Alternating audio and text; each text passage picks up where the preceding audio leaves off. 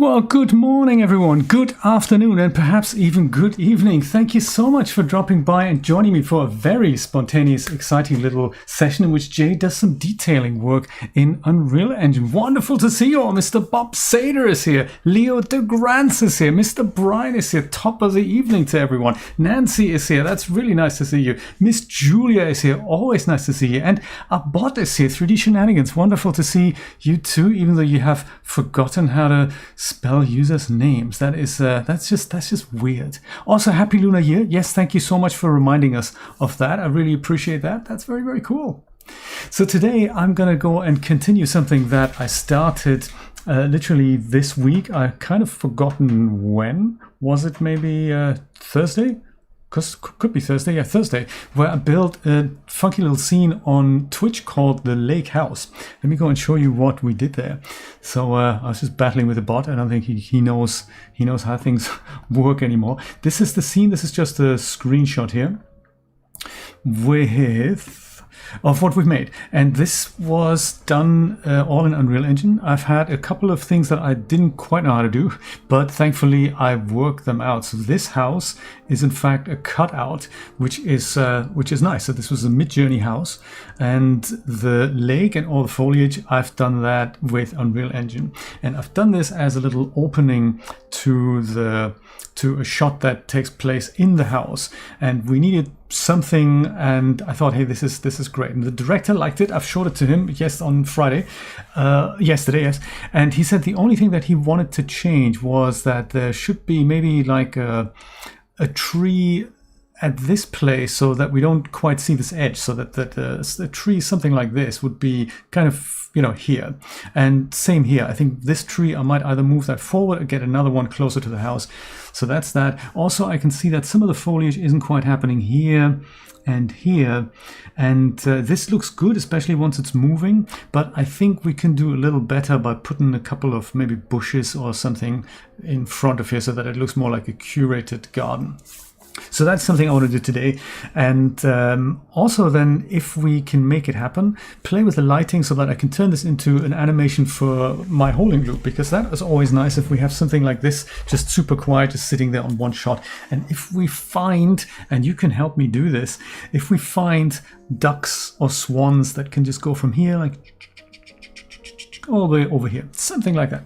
I think that needs sheep. Why don't we put sheep? That's a great idea. Why don't we do that? I love it. Let's put sheep there. So the other thing I wanted to do is the holding loop you've seen in the beginning. That was the Jay's Gator Shack. And I want to come back to that. Maybe we'll start with that actually, because I find that let's put that over here. I find that hello, come on. Dude, you go over here. No, not here. You go here. Here. Yes. You go yes, and you go here. Perfect. That's nice.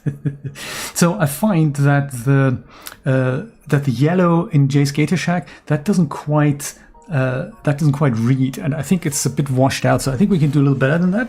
And let's see if we can make it happen. Needs sheep. I love it. So why don't we start with that then? Jay's Gator Shack, and we'll return to this anon. Do let me know if the music is too loud or too quiet. I'm happy to change that.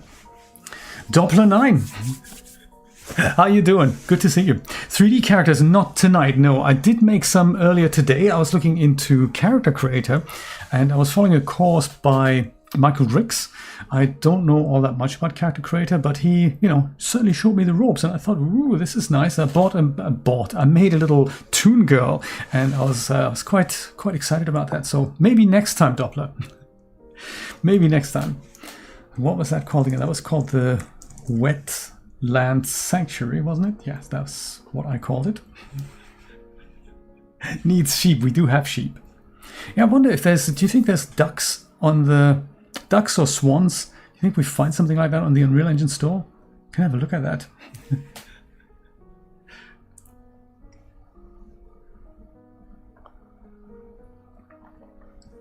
I think if I go pop out my chat, then I get to see all your little funky little gestures, which is just so much nicer. And I will research what happens with the bot. So the way this works with the local bot, just to let you, in on that, on how this works, this thing here is an application by the friendly folks from Streamlabs, and there's a cloud version which is super unreliable on YouTube, which is why I'm not using that. But this one here, this version is a local thing that you install, and then you have to connect to your streamer account, and you have to connect to something like a bot account. In my case, it's the 3D Shenanigans, and that's basically that. But when you install it, and at that point you tell it, are you using YouTube or are you using Twitch? And if you want to if you have it installed for YouTube and you want to launch it as Twitch, it takes a while for it to do this and look at a different database. So you have to set up all these commands again. And I did that because I streamed on Twitch on Thursday, and that was all good. But it's one of those things that I think got the bot confused. So here we go. This is Jay's Gator Shack, and this was my animation. And I think what I will do is just darken down the color that we have here on the gator sign. Oh yeah, this is the light here, isn't it? So let me go and take that off. So it's unselectable. Light mass importance. Well, none of this. We want to select really. There we go. That's the Gator Shack. Perfect. And it has materials, and these are the ones we probably want to change. So that is good. Switch these on again so we get that in full funny vision. So I think these are them, aren't they? I think so too. Yes, I think so too. Let's see if we can make it a bit darker. So if we go so this was the shot really, and if there's no separation, that's just bad. So let's see if we make the G a little bit more readable here. Almost. I'll take that away and we'll put that sort of over here. Color bright and color dark. So maybe what happens if we set that to default? Default doesn't look all that bad. I wish I knew what the parameters are. Like, can we just go override one color and just make it. So this is bad, right? So we make it darker. That's like dark and saturated, but if we just make it less saturated and dark, that's less poppy, isn't it? So it has to certainly be saturated and dark. And then maybe green as in gator green.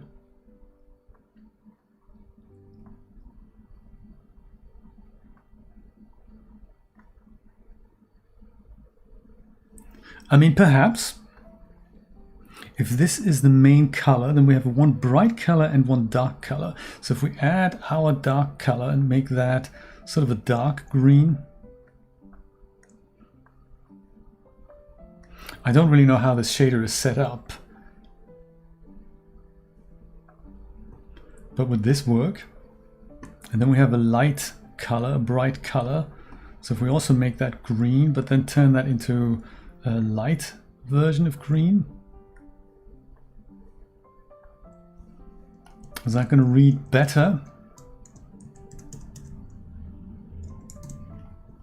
It's still relatively bright, so I'm thinking I might just take the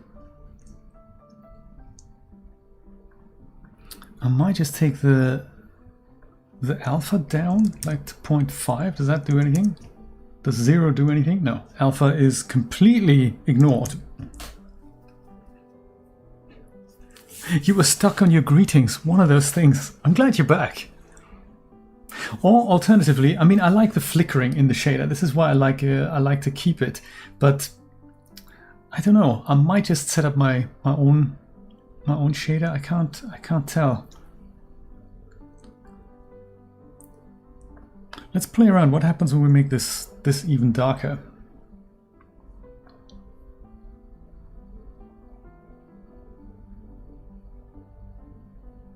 I mean, that might not be bad.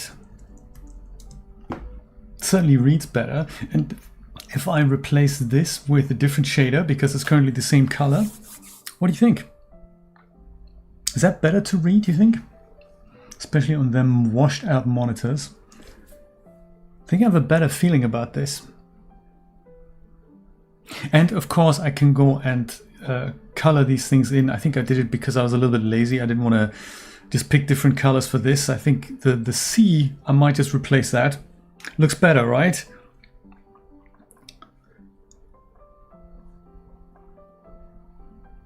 Yeah, so it is really the base color that needs that darkish tint here. And I'm hoping that's going to come out better on the render. Let's see if I do something about that, like even like saturated less the dark, or saturated more even, or pick a different color altogether.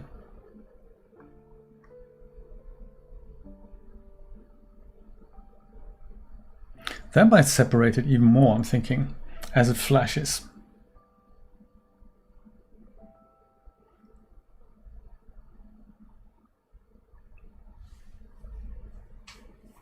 Well, yeah, I'm hoping I can. I don't think I can. It's what happens if we do contrast? What happens if we there we go. Contrast. Ooh, put that up to 1500%.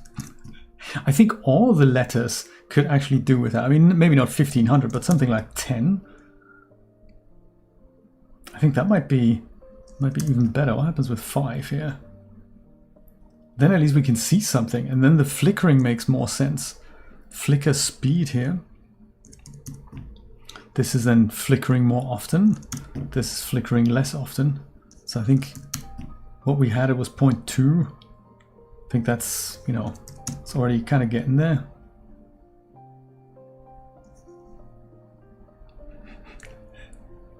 AEFX Tuto, how's that going, buddy?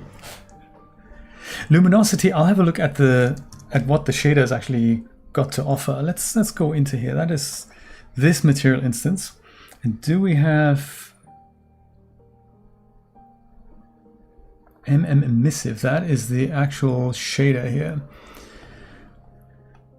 And can we actually, it just has a color. Is that a parameter? It is a parameter. It's just called color. But that just goes through a lerp here. I think maybe the emission intensity, let me add that in here. So if I go and add a multiply in here, and then we take this out, essentially, put that in here, and then we take a scalar variable, add that in here, and then we'll add that into emissive. So we have emissive as a separate, and then we go and add this, convert this to a parameter, and we call that emission strength. Righty, and then the default value is of course 1, so that's 1. And group, we don't have a group. Blasphemy, global vector parameter. Okay, fine, we don't have a group. That's cool. But if we do that, then I have an adjustment value there. And then we can tweak that on a per thing basis, I'm hoping. Emission strength, there we go. So if I go and drop that down to 0.5 or even 0, then it's not illuminating at all. So I think you hit the nail on the head there, Bob. So I think maybe that is something that we needed. So now I think with the dark color, I think I can give that a little bit more oomph. Neon-y oomph.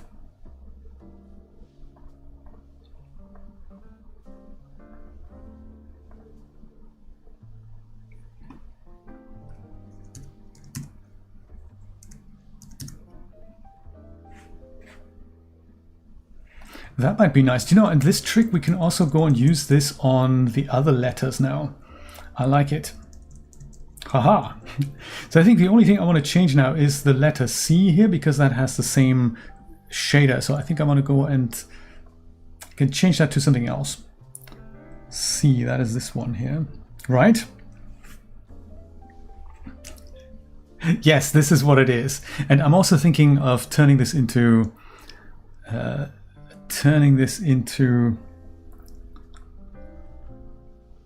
let's make this one yellow again, because we've kind of lost that yellow here.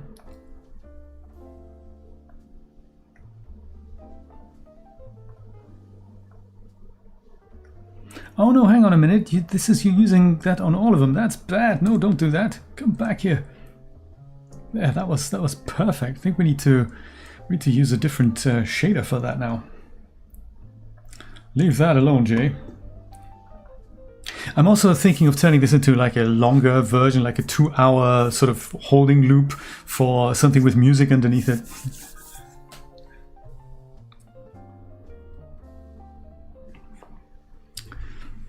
Yes, this one's just for, this is a personal project, but the other one that I'm going to have a look at in a moment, that is an establishing shot for a movie I'm working on.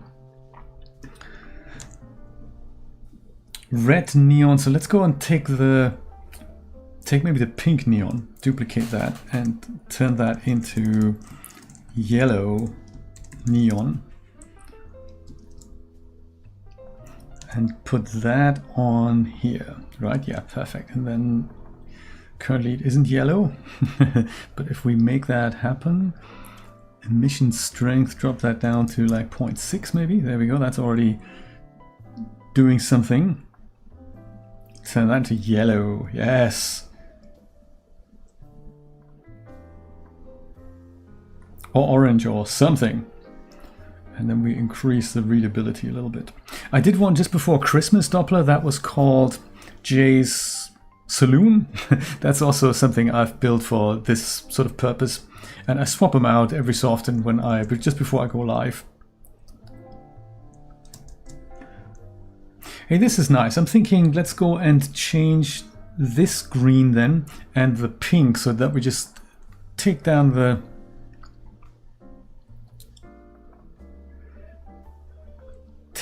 emission here a little bit.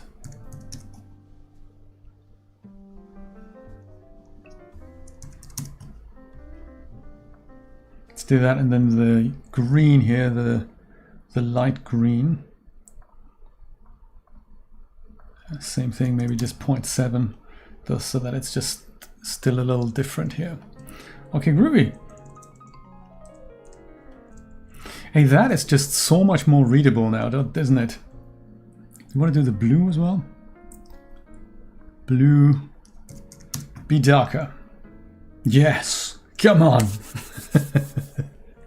Ambient occlusion, is that part of the shader? Let's just have a quick look. Is it? AO, there we go. Why not? That is just a, what is that? A scalar value, isn't it?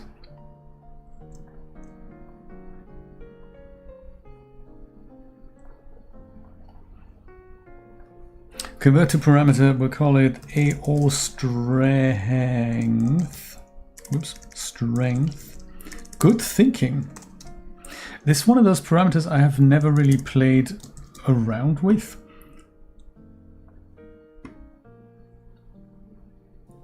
Let's go on with this then here. Do we? No, hang on.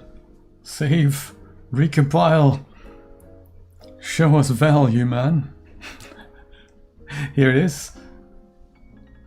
AO strength. So I'm doing this on the Gator sign now. See if it changes anything. So 1 is the default value. If we just put this to 0 versus 1 versus 10 versus 100, doesn't it make a difference? Like,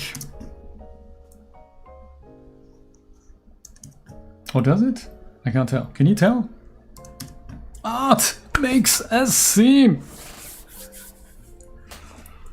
I have no idea actually. So let's take it out because it looks like it doesn't make a difference. Ding. Good thinking. Always good to try these things out. I think I'm happy with this. Let's just have a quick look at what this looks like rendered. Also, it looks like there might be some stuff I should be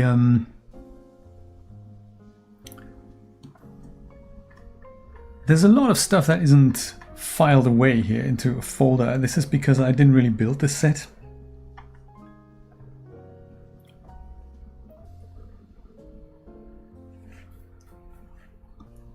Which one's my stuff and which one's their stuff? A branch, that's my stuff.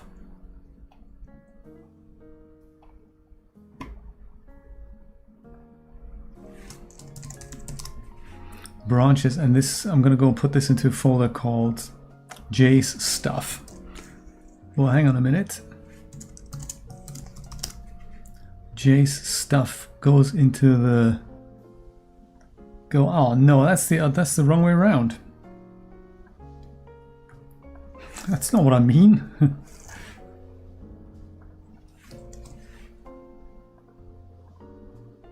Well, tell you what, let's go and rename that Jay's stuff. Then let's do it that way. And then these things, they go in branches. Righty, and then foliage, is that my stuff as well? Duckweed, no, that's their stuff. Fog is also Jay's stuff. And then decals, that's their stuff. Jay's lights goes into here as well. Lighting, that's theirs. New folder 2, what does that mean? New folder 3, 4, 5, that's also not my stuff. Particle effects, that's my stuff as well. Let's put that in here. Splines and cloth and emissive mesh, that is also not that. That is also my stuff here. Cloth, that's theirs.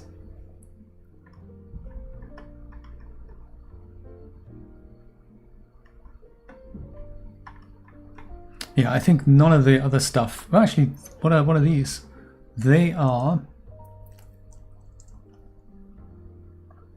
Oops.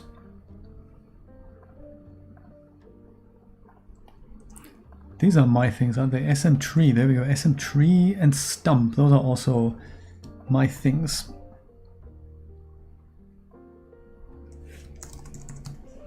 Trees, and then that goes into J stuff. There we go. Hello, Sacred Sage.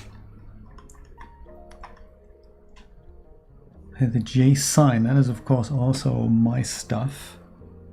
Whoops, that went into foliage. That was totally not what that was supposed to be. There. Okay.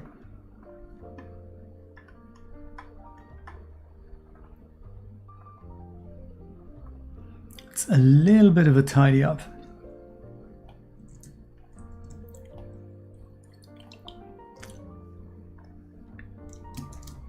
Quickly save before this thing crashes on me. We do not want to see that.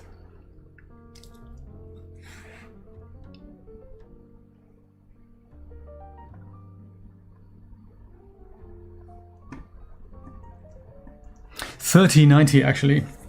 Not quite the $40.90, $30.90. It's good enough for me. And let's see the animatic, where is it? This here. We can probably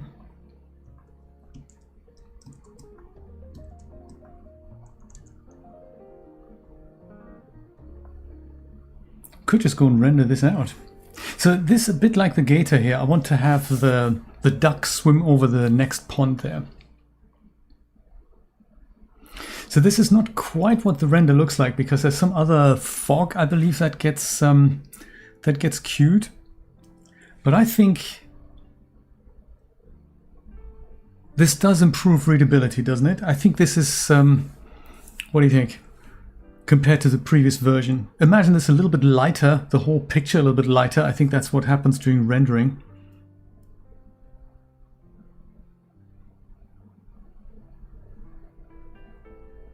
I think that certainly is improving it. So I don't know what, by how much lighter it'll get, but I think that's certainly an improvement for readability. We're also going to get the, oh, maybe I can do it with simulation. That could be.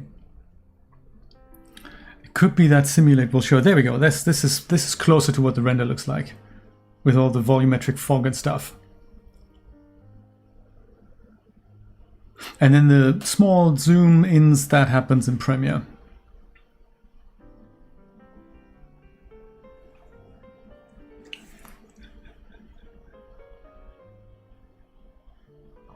Brian's currently on a 3D printer trip.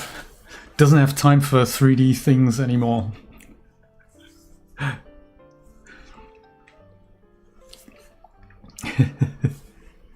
It'll come back and it'll be there for you if you feel like it again. There's just one, and it's in the opening shot art. I mean, who needs the virtual world if you have the real stuff that, you know, that where you turn nothing into a tangible object, right? I can see it. I've looked at that Prusa XL. Man, I'm this close to ordering one. Not that I have any idea of what I would be doing with it, nor what where I would put it. That aside, yeah, I'll show you the alligator one more time. Here he is. Here he comes. Are you watching? Art, are you watching? Here it is. Okay. Yeah, I'm going to leave it like this. Which is great. That's good news. That's the first item off the agenda. Hello, save, I say. Save, I mean stop and save. Both of these things.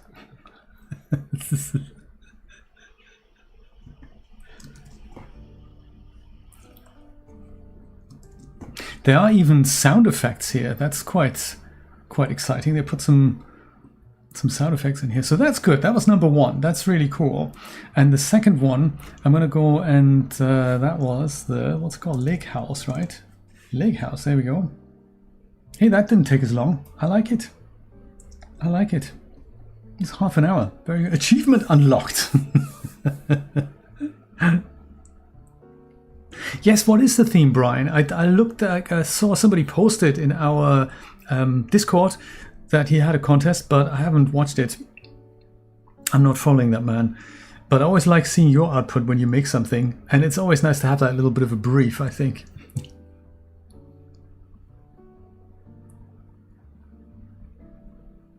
Yeah, so this, I want to just fix the foliage here, and once that's happened, I want to have a quick look at the light and also at the ripples here on the pond. Let's in fact do that first, because I do have it raining here, but I don't have the raindrops on the water, so the water's still, you know, stationary. So let's just go and make that happen quickly. That's the water fog, so let's go switch fog off. That is the SM clean water pick, exactly. So that material instance,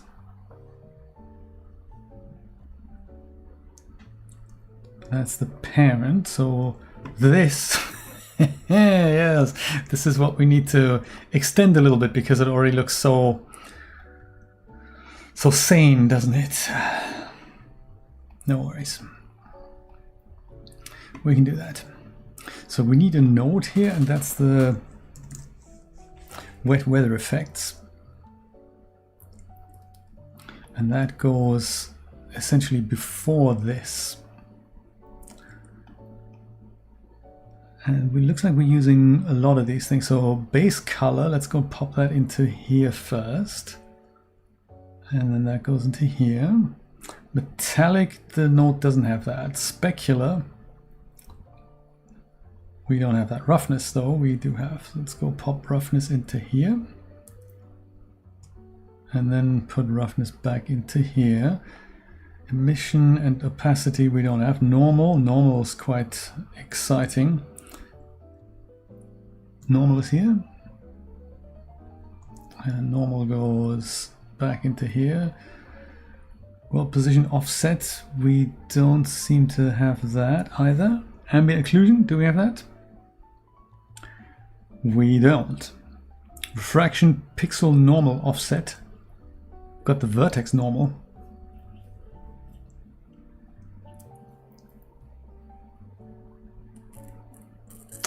Let's hope this is enough.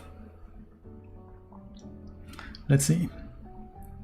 If it isn't, well, you know, our special today is all-you-can-eat buffet of node spaghetti.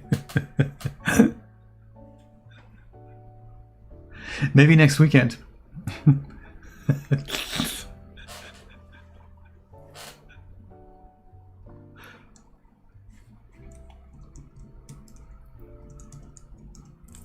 Do we see it? I don't know, do we? I can't tell. Did we actually save it here?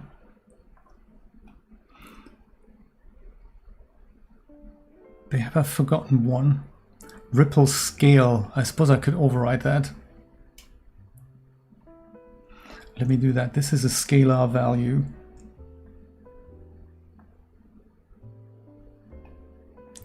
And apply puddles. That's a static boolean, so we probably want to do that, right? So that's bump offset. That's not what we want. A boolean. That's probably what I needed. So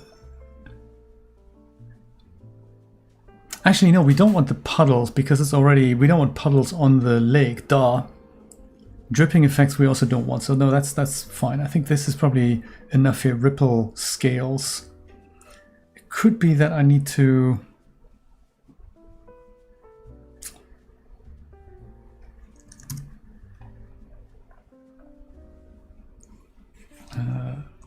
ripple scales. Ripples scale rather.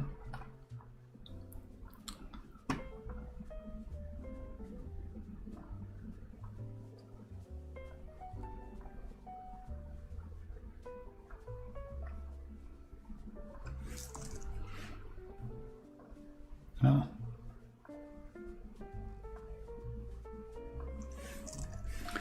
Why is it not there?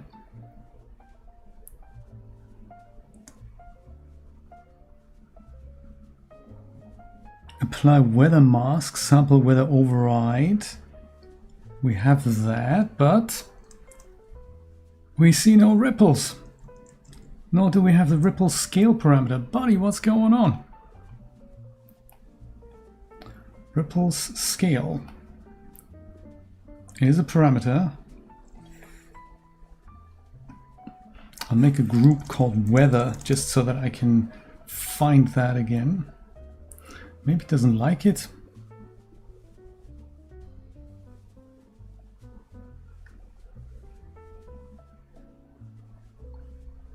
Blasphemy! Doesn't seem to work with this water.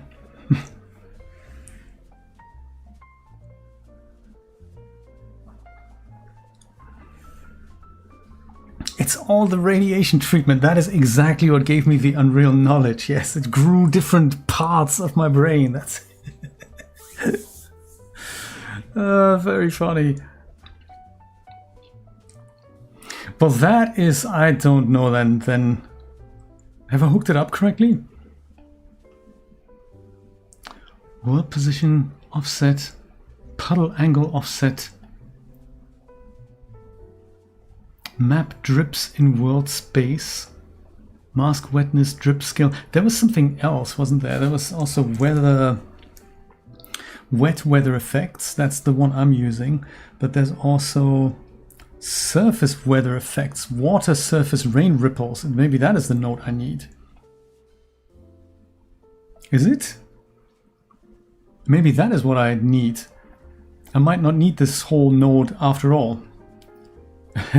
Maybe all I needed to do was just put it into the normal here. Dang! Jay, that's uncool. Ripple scale, we're gonna go leave that there. So that goes this here, goes into here. And then intensity and normal, that is how we're gonna do it. Sorry about that, everyone. That totally doesn't need to be here. So base color goes back into here. Metallic, specular, roughness. Whereas roughness goes from here back to here. And then that was it. Wasn't it? Normal. No, normal. Normal, in fact, goes into here. Right? Before it goes into somewhat else. So we're going to take this away. And then that goes here. Now we're getting somewhere. It's just on the normals. It's all right. That's weather. So then we have intensity is a scalar, so 1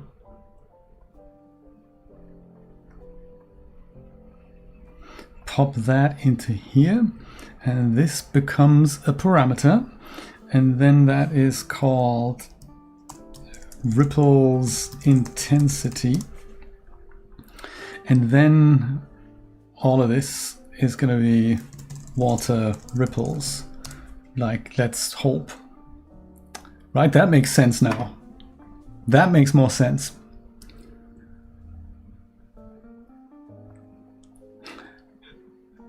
Cancer, yes, that was a feat in itself. Now I see ripples. They're not quite as big. There we go, weather. I've got weather scale, and I've got this. I've forgotten to put that into the weather group. Actually, we do have. No, we don't have. We just put weather here. That's fine. And then look, they're both in one little group here. So ripples intensity. Let's make that like 10. Do we see more intense ripples? Maybe 100 will make them really intense. Scale, how about 1? I think I can see stuff now.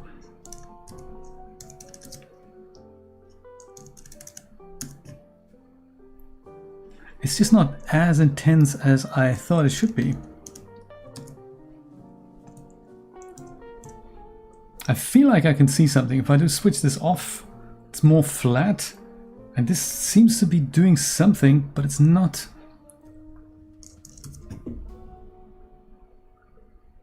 It's not quite as exciting as I thought it should be.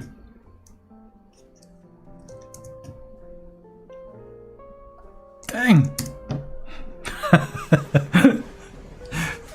I was thinking today, actually, when I have enough knowledge underneath my belt, I should do a UE course on how to do cinematics. There's like so much on how to make a game out there, but I feel like there's really not a lot of tutorials for people like us, you know, who come from other 3D apps who want to use this literally just for rendering and not make a game at all, and not deal with all the logic and the blueprints and all that. There's so many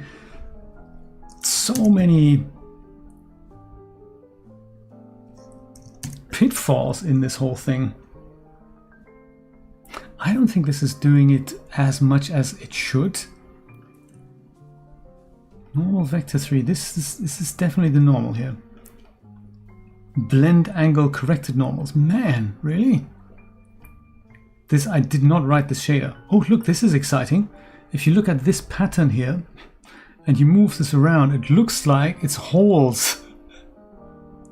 Ooh. What's going on there? Same here. Oh, wow. What a trip, man. What else can we do with that water? Big waves, small waves, we have control over that. Flow normals. Yeah, that's exciting.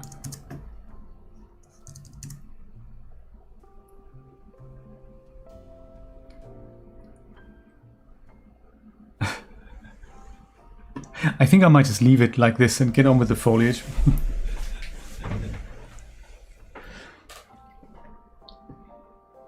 Yeah, Unreal Engine, so the massive difference really is the way both of these produce pictures. So Iray, or path tracing engine,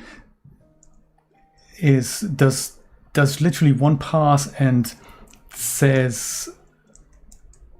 just makes it more detailed as it goes. But Unreal Engine, on every frame, and we're talking here 60 frames a second, renders like 12 or 20 images, and they're all then composited under the hood just before the final output. And that's what, it seems convoluted, but that's what makes it faster, bizarrely. And that's what does this real-time processing. So I'm going to go and finish this and that with the same foliage, dense foliage that we had yesterday. I did find out, by the way, that when I go here and you think there's no foliage here, I figured out the one render parameter that we need to make that happen on render.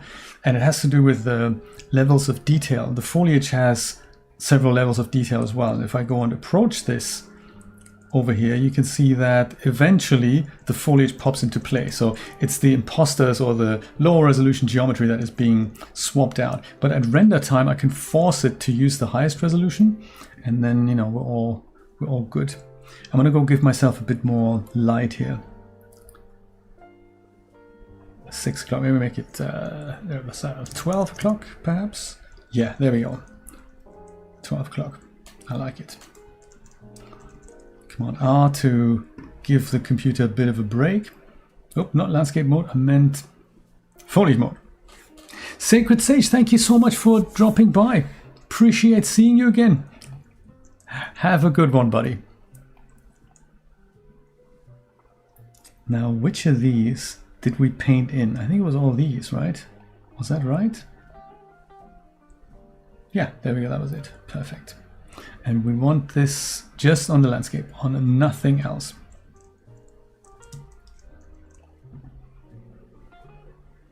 So I don't think we'll see it quite that close up, but it was here, and then it was towards the house, and then also on the other side where I felt things were just missing a little bit.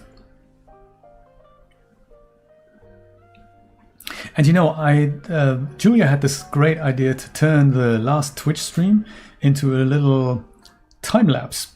So I've made that happen, and it's a 2.5, 3 minute little piece, and it looks really, really nice. This is the house. Dang. It's not a house at all.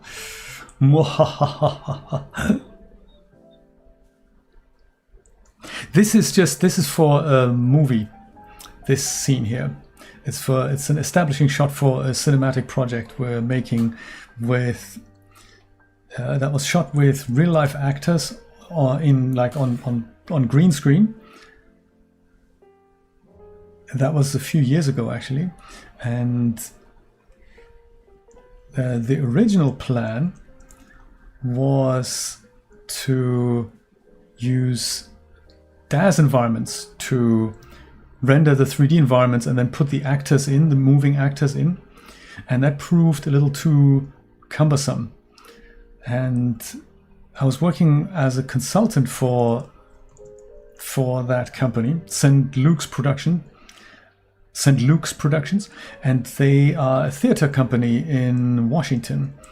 And they've been putting on stage plays, and some of them have been turned into movies, and this is one of them that used to be a stage play, and they've shot the actors, but they haven't produced the 3D environments yet. So last year I started working for them, and my job is now to liaise with the production manager and the director to build these 3D environments and then put the 2D animated actor plates into Unreal Engine, and then come up with finished scenes. And that is a really cool project because it's such a non-standard workflow. We are constantly figuring things out as we go along.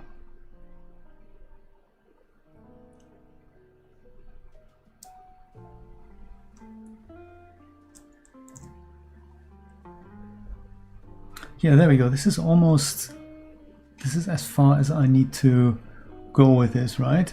And then here, if only I could see through the trees here. This is just where the fence ends. So this is where we need to end here with this foliage. So all of that, and maybe a bit here. It's probably a little too dense what I'm doing here, but I think it being, whoops, hello. Where is everything? There we go. But because it's a cinematic, it's gonna be fine. I'm not concerned about real-time performance here. I think I might also add a bit more of that tall grass here in this area. They shot the actors, yes. Not dead though. It's actually with two celebrities, that project. So the guy, I don't know if you've seen the YouTube series The Chosen. I think it's in its 3rd year now.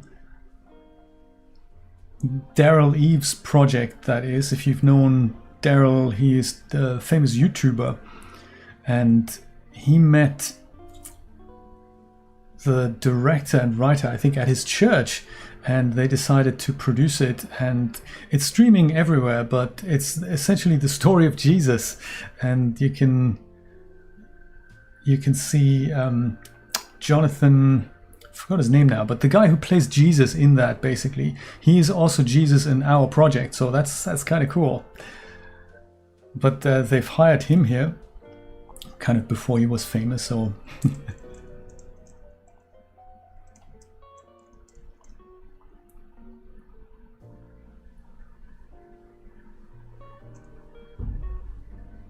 yeah, there's so much dense foliage here, but I think it's gonna look okay.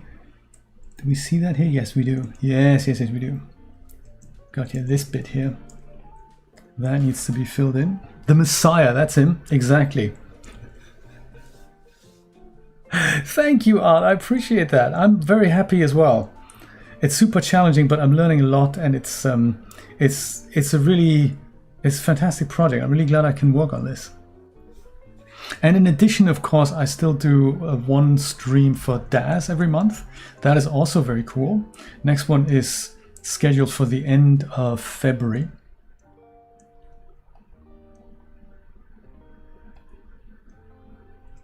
But I haven't decided on a topic yet.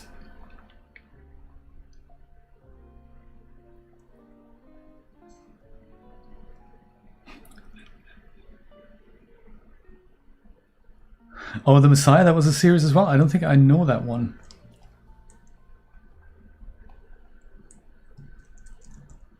The way Unreal Engine handles foliage is really, really cool. So all these things, they're all this dense stuff that is turned into one special actor, which is called the foliage actor.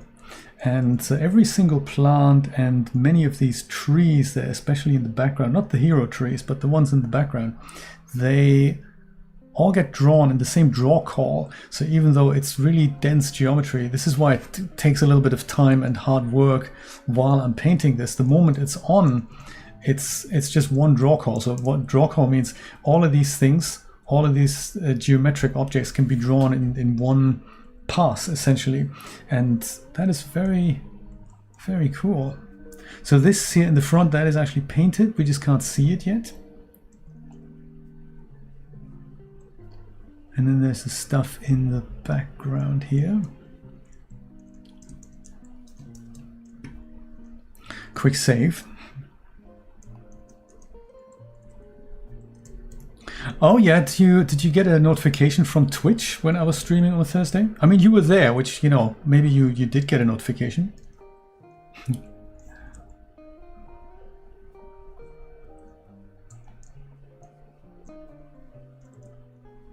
Yeah, so it looks like all that has foliage now.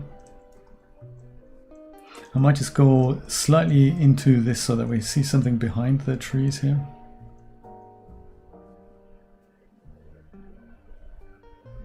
And then I want to put a couple of bushes or something in the foreground so that it looks like a curated garden.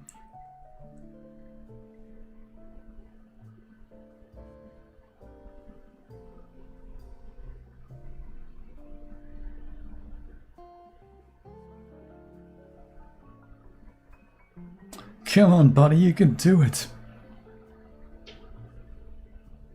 I suppose I could also drop down my scalability here to sort of medium. Is that better? Whoops, I've just erased some foliage here. I didn't mean to do that.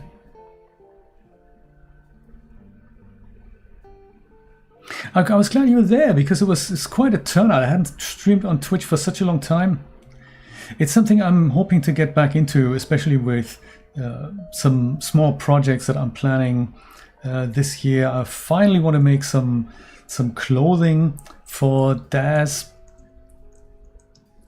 figures, and there's some other little projects that I want to release this year. and I'm hoping I can do some of the promo renders on, you know, together with you and hang out, because that's always nice, and we can work alongside one another.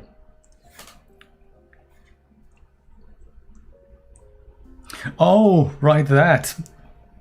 Yeah, because they're unlisted streams, it's the emails get sent out as emails on the DAS Plus mailing list. So if you're a DAS Plus subscriber, you get the emails, but if you're not, then I think yeah, you're not getting those. There is talk of rerunning some of the older DAS Plus streams publicly, so we'll see how that goes. Either we're just going to make them public, and then you can watch them, or we go and rerun them so that we actually have live chat while we watch a stream from, like, you know, a year or so ago together. I don't know how it's gonna work.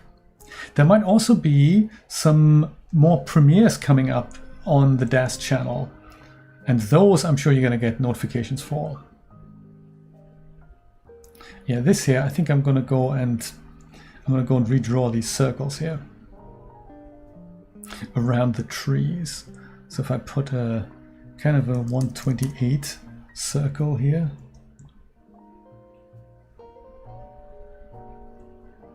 I mean, not that we're going to see any of this. I'm just going to go and make this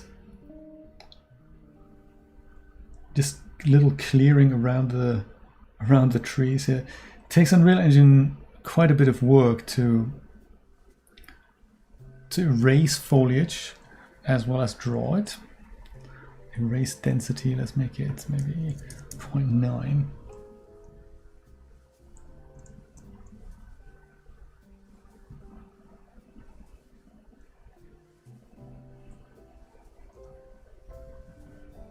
Oh, that didn't work. Is it maybe 0.1? Is that what I need to do? Yeah, there we go, perfect. Could probably be a little larger.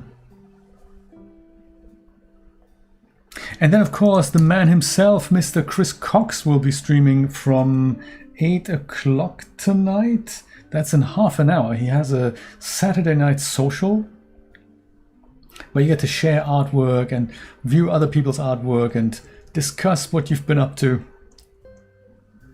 These trees are fine, but the hero ones, I just want them to have that little circle around there. Yeah, I think I can do better than this. Truman Show! Frohes Schaffen, sagt er. Vielen lieben Dank. That is very nice of you. How you been? Good to see you. Whoops.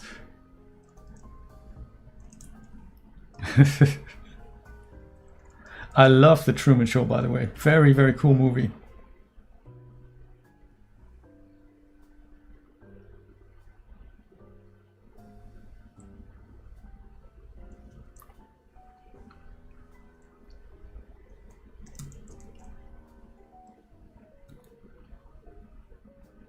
Let's go give you a little circle of non-grass here as well. Art imitating life, indeed, yes. That is so true. This, we won't be able to see it underneath it. And then these... Oh, this guy is hovering. What's going on there, man? That we need to totally fix. And then this, we'll just go and give you a little circle here as well. Not that we're going to be able to see it really from that far away. Julia, did you have a look if there are any ducks, animated ducks that we can use for the pond? I'm thinking it would be nice on the wide shot to just have a couple of ducks. And we can think about a sheep as well. That might be fun. Maybe that is fun. No foliage here. That's terrible.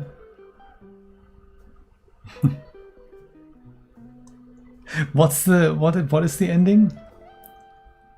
I do remember the ending itself, but I don't remember the line.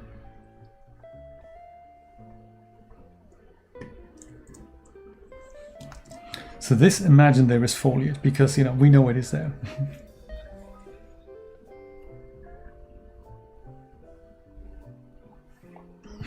What else is on? That is a very good line. That is also a good line by Jerry Seinfeld. Men aren't interested in what's on TV. They're only interested in what else is on TV. So true.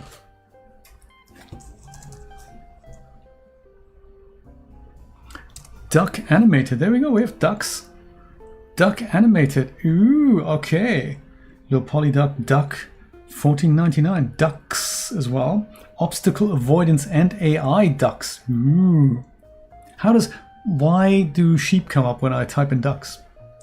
Little rubber duck, not quite what we meant. Farm ambient sound effects. Duck shooting gallery. Duck animated and duck. Protofactor Incorporated versus WD All Graphics. Well, let's check them both out.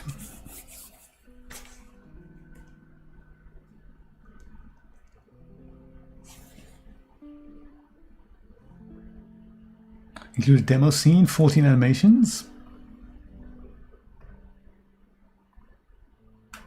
They don't really look like ducks, do they? They look more like...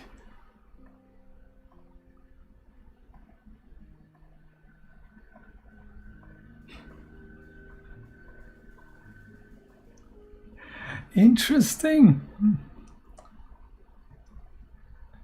That is what it is. That has got to be what it is. Animations demo. Let's check it out.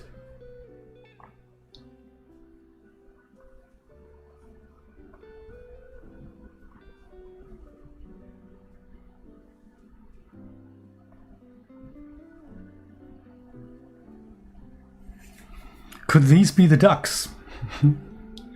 Those are not ducks, are they? Yeah, like something like this here. Like a swimming duck.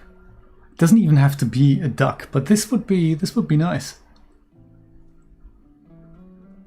That guy here just swimming and doing this. That's kind of perfect. They're more like geese, aren't they?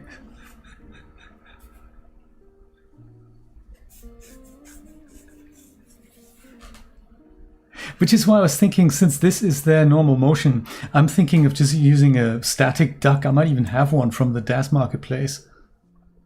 So that's, you know, a possibility. Oops. Also this should, I'm gonna go put you back over here.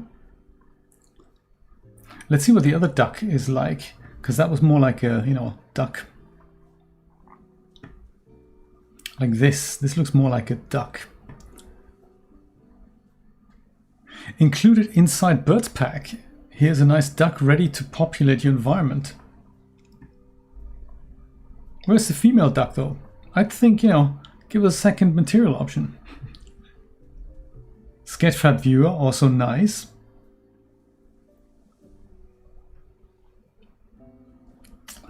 Something to consider. And then there's the Rolls Royce of the ducks. Handles for your game environments by living systems. Add interactive ducks to your game. Drag and drop easily. Built-in obstacle and enemy avoidance. That might be overkill, even though they probably look much nicer. Look at that. LEDs. Handsome looking promos.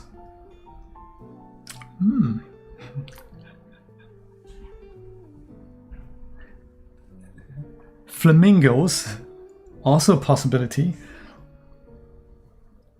Animal persons. I'll think about it. We'll think about it.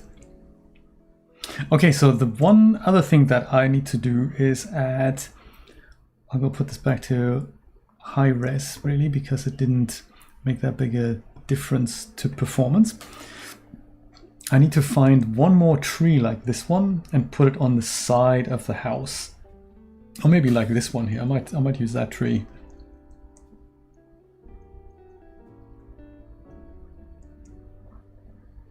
Oh, also we want to fix this tree, don't we? Let's go fix you first of all. Well, that's just there. And then maybe we'll go angle you a tad.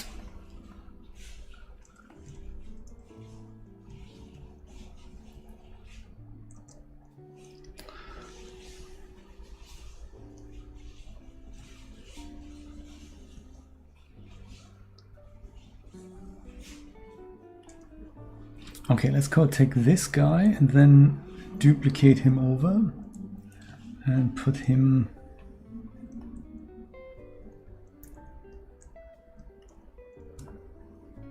further over here.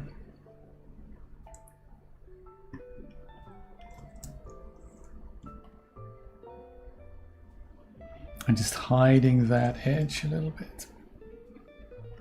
And then also maybe do a little size variation here.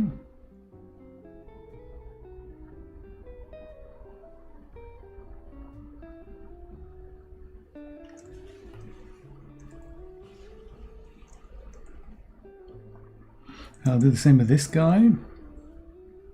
Come on, buddy. Oh my god, he's a beast. Come on, dude. You can do it. He's really high res. No matter what you pick, the gator's gonna eat it. Yes, I feel for the poor duck already.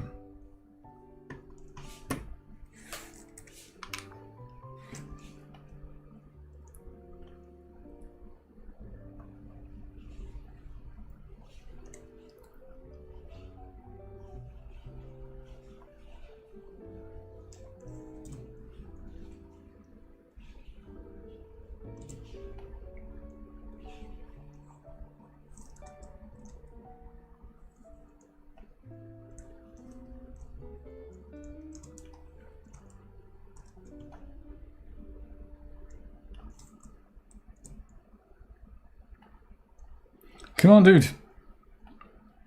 Oh yeah, I think what I can do to make this a bit nicer is to just switch off the foliage completely. Then we don't have to worry about that. Yeah, that's much easier.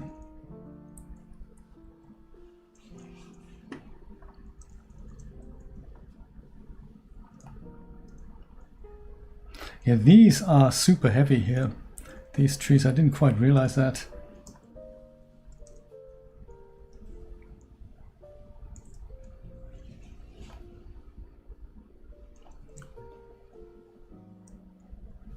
Come on, buddy.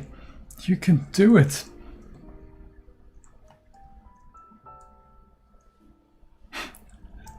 Such heavy fir trees. So maybe I won't use those. More of those in the background. Oh, come on. I think I've accidentally copied it. I didn't mean to do that.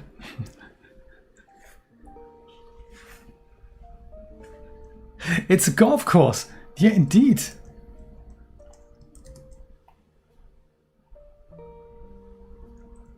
Yeah, you stay here.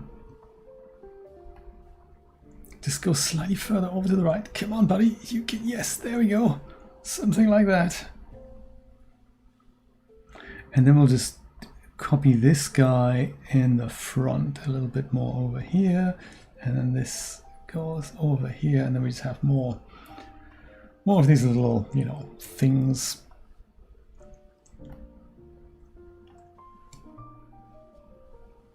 Over here, right? Same thing on the other side. Thinking maybe of just duplicating this.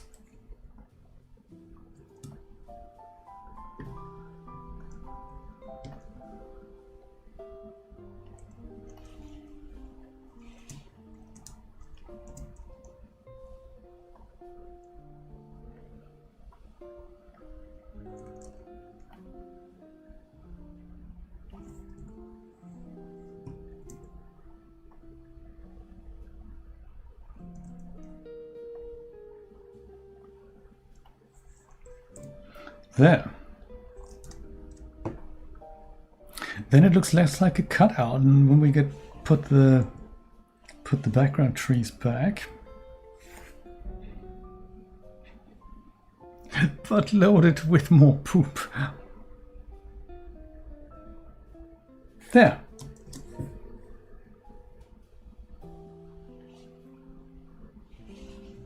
House in the woods. Well, goody. Let's see if we can have a quick look at the sky. So ideally, I would like to animate it. If I make it into like a 1 or 2 minute animation, then I'd like to have the clouds go a bit faster. So I think to make that happen, let me go and make a duplicate of my scene here. Lake House 1, so we'll go duplicate that into Lake House. Long play, I like it.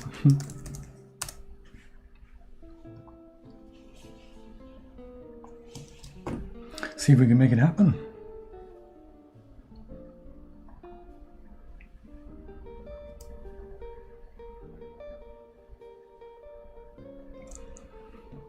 And then in here, I'm thinking,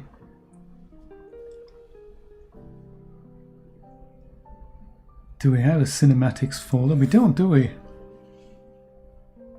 There we go. That was this. So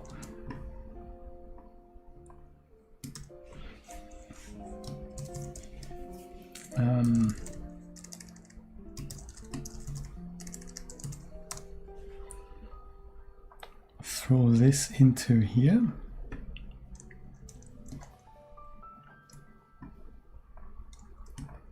These two can go into a cinematics folder.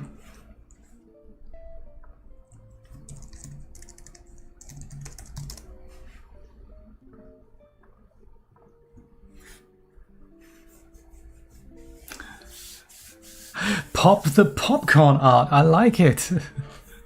No worries, you pop the popcorn. I'm gonna have a think how we can. I'm gonna have a look if I have a duck product that I can use.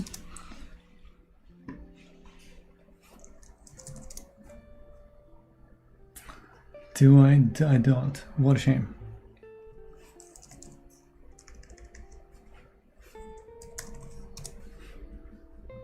Maybe we can just model one. Maybe there's a free duck available somewhere.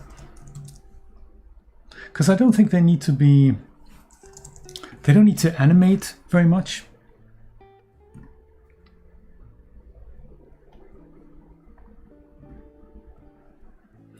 There's Noggin's duck. I thought I had that.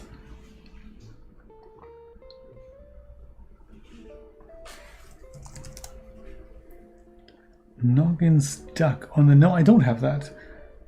But on the dash store, it's only Noggin's duck mallard is only $7.69. So that's not bad. Let me show you. This is the one. Does it come with poses? There's little ducklings as well. So that would be something. All I need is this pose and maybe an animatable beak. And we have a male and a female. They don't even need to fly. And there's little ducklings. That is very cute.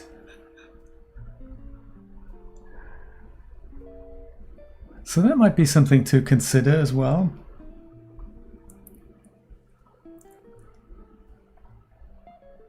Yeah, $7.69. Why not, right? Duck flying, duck sitting, paddling. Duckling, does the duckling paddle? No, he doesn't paddle. Yes, so it must be seriously old. Noggin, I haven't seen much from Noggin recently, so yeah. Well spotted, yes. And it's also poses come as PZ2 files, so this is not in the DAS content. This is going to be Poser 5 material files. All right. Oldies but goodies. Still usable in Unreal Engine. It's wonderful when that happens, isn't it? Or a toy duck, that's a possibility. A friend of mine modeled one once. I think I had that, but I don't recall where it is now. Yes, I had great fun setting that up in Unreal Engine. So what does this look? What does it look now? Just like that. That was the plan. Let's go render it out, and then we'll see this in. Just see this quick thing here, and we'll find a. Was an lighting, yes. Autodynamic sky. And I think I said there was kind of this mood here, but also what does 5 o'clock look like? 5 o'clock's good. 5:30, golden hour is about to set in here. I suppose an evening would fit in better with the fact that the lights on the house are on. And then project mode, I'm going to set that to cinematic as well. Cloud coverage, a little bit less perhaps. 1.1.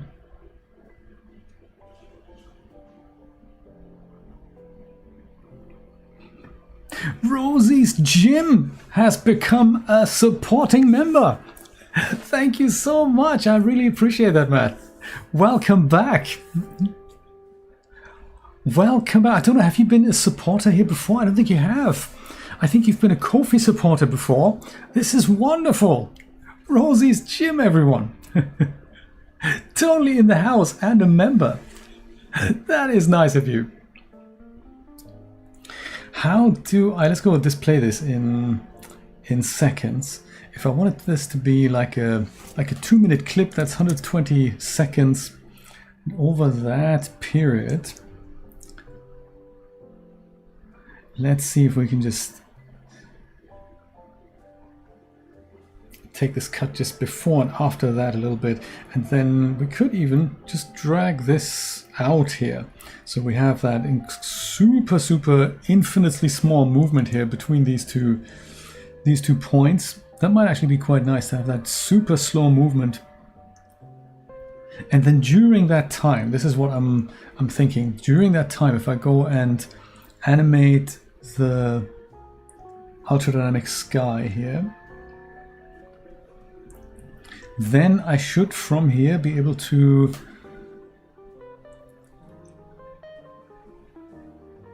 nope, that's not how I do it. It's under here.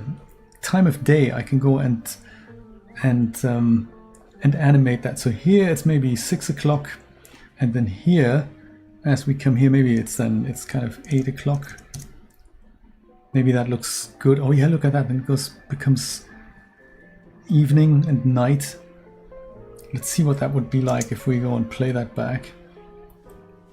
I suppose we have to also animate the wind speed. There's something I can do so that the clouds go by, but that is something. And then the mood and the lighting would kind of change. That might be nice. That might be nice. So what happens if we start at 5? Now you see, if I start at 5, then I have to eventually switch off. I have to kind of switch the house so that otherwise the lights being on won't make sense. So I think maybe I'll start that. No worries. Tonight was one of those rare occasions where I thought, maybe I'll stream a little bit later. I'm just glad that you're here. I'm glad we see one another in these troubled times. Have you been on land long? Are you about to head back out?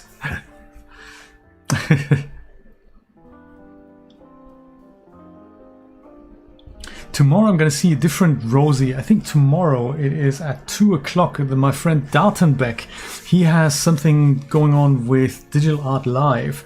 And this weekend and the weekend after, he does a walkthrough of some of the post-production and rendering techniques he's using in DAZ Studio.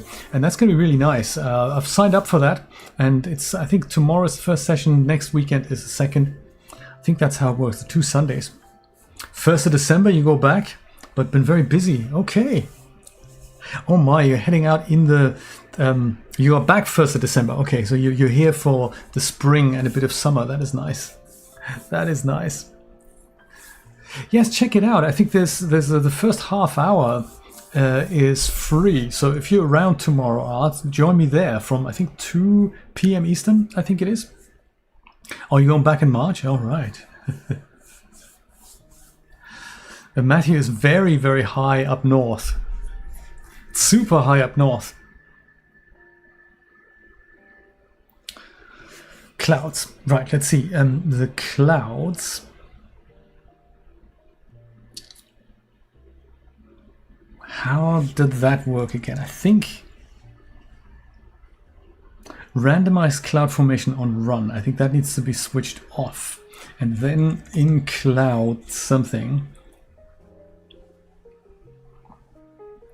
Cloud, it's actually cloud phase, wasn't it? Cloud phase, that's it. That is exactly, this is what we need to animate. So like from here to, I don't know, let's say 10.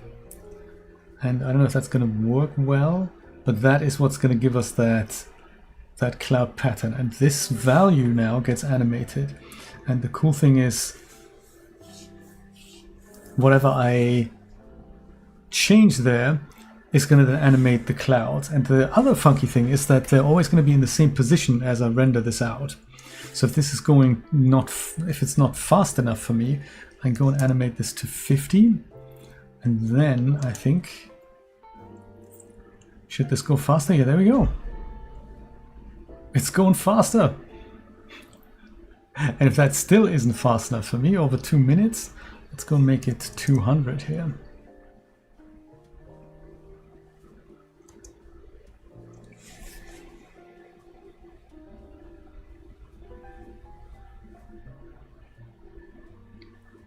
Now that is cool. Then we need to get Noggin's duck in and then just go. That'd be good, wouldn't it?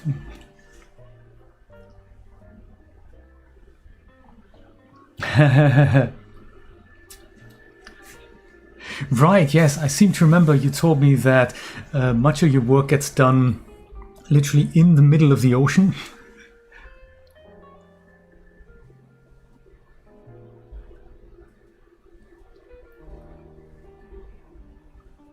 This might be quite nice. I can also tweak the post-process volume a little bit. There's also, I think there's enough detail in there that I can boost some of the bits and pieces later in the post.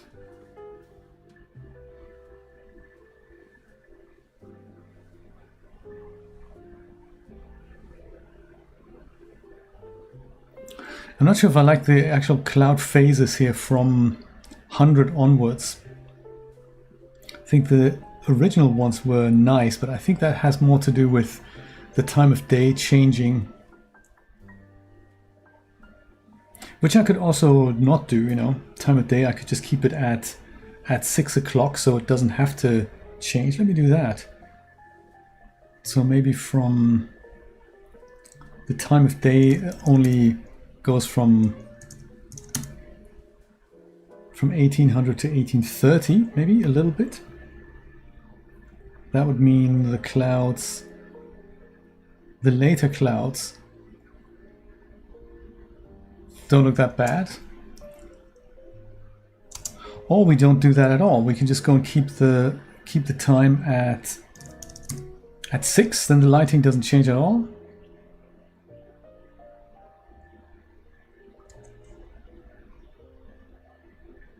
Let's do that. And I'm thinking also, I'm in for Noggin's duck here. I'm going to go and buy that. Just make sure I'm not buying the other stuff that is currently in my shopping cart.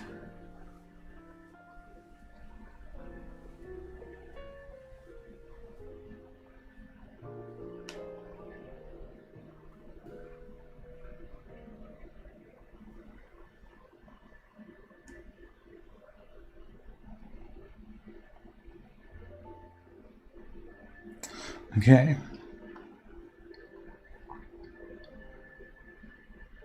Noggin's duck coming to Unreal Engine, hopefully in a minute.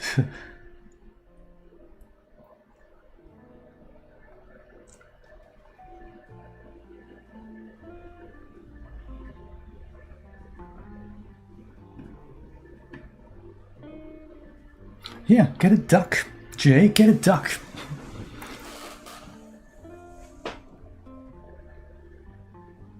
So I think the other thing I might want to change is how the clouds animate. So time of day, and I think both the clouds and the time of day, they're both cubic.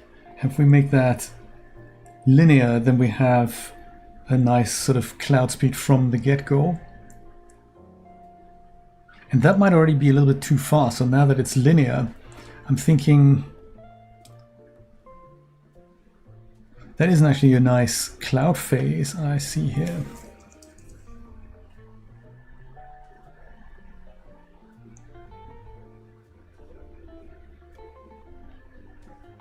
It's a cloud phase. If we start at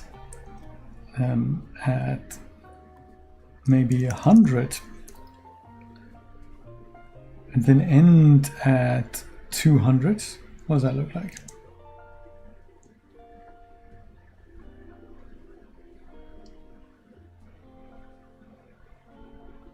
I think that speed is much nicer.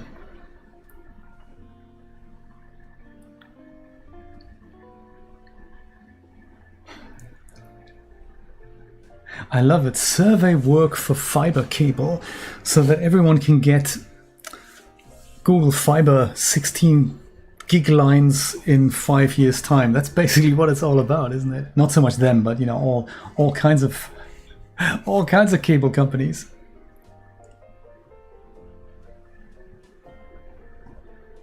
I think I like that mood. There's one other thing I'd like to try, and that is sort of the lighting itself. So I think currently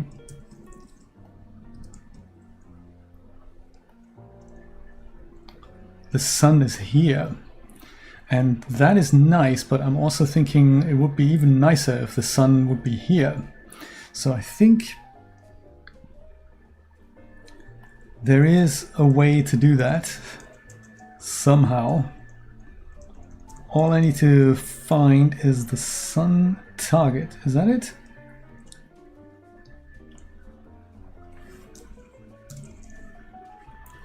And there is a thing called position the sun, manually position the sun target. And if I turn that to true, it doesn't rotate, but I can go and move it like that. I wonder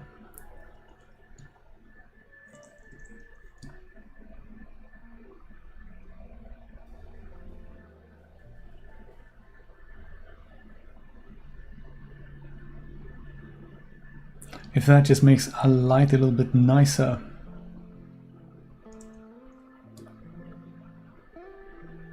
Oh, you can go move it up and down as well. Man!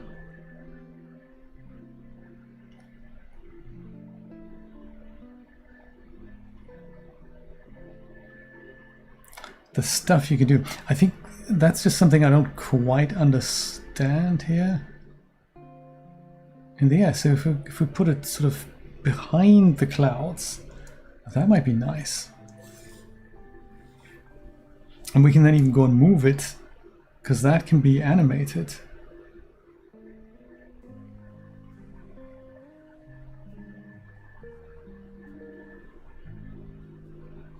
Like, that's a nice idea. So we could just go and animate this from here to maybe here. Does that work? No, because, no, that makes sense, because this animates this parameter, so we don't actually want to do that. We don't want to animate that at all. Duh. We want to actually go and animate the sun target itself, right?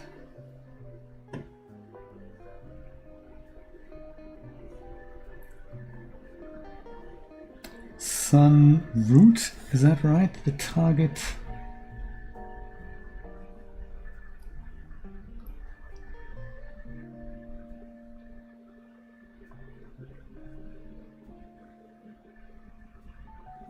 I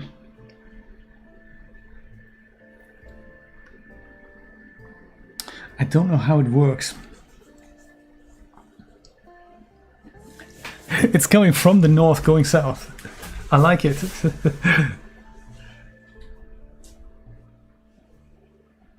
Oh wow! And how fast is your connection at sea? Just out of curiosity. Because that is just so good that we can do that now.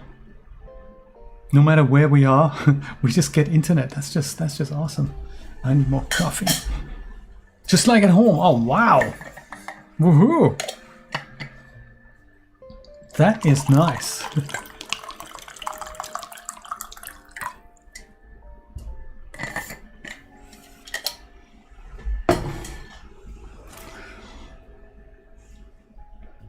How do I animate the manual sun target? I mean, I can select it here.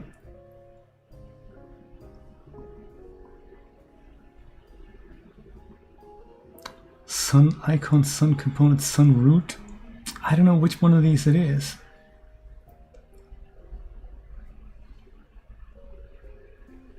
What happens with sun root? What happens if I do that? Sun root. Ah, there we go. And then would it just be the transform? Bounce scale holdout. Transform, yes. Is that it? If I start here and then just go kind of, I don't know, here.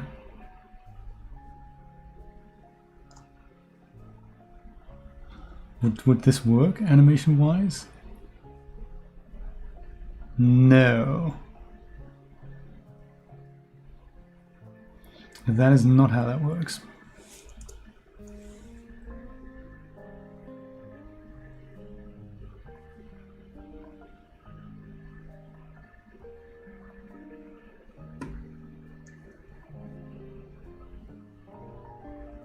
But maybe then we're just going to pick something like this and make the light not change. Maybe that's fine as well. Then we just have that.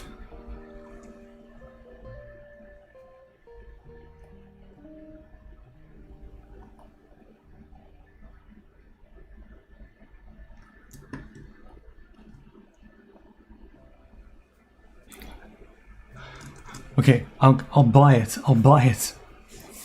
Starlink are crazy. That's great that they can do that, you know.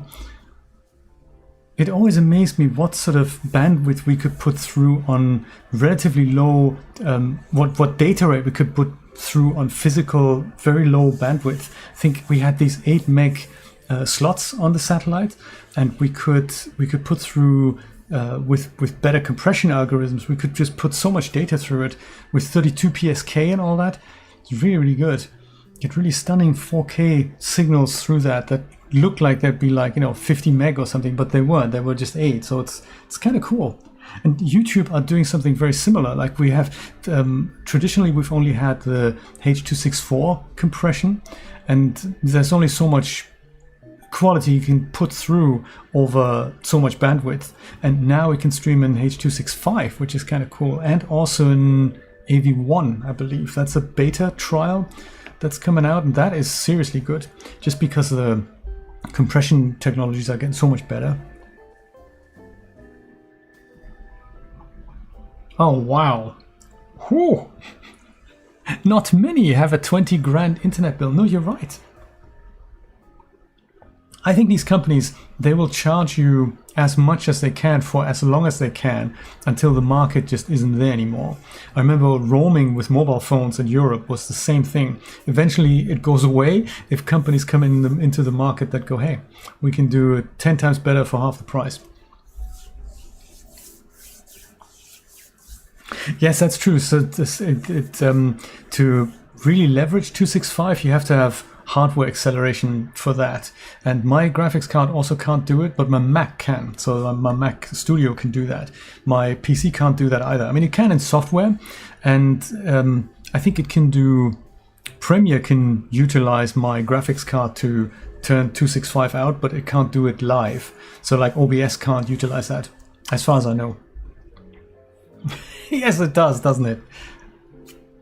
Okay, I like this. I like this. Let's go and see if we can put that out. Go put that back into here. And let's go into Dash Studio for a second. And have a look at the noggin duck.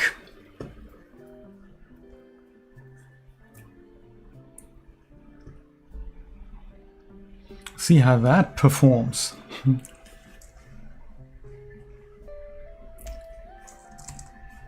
Duck.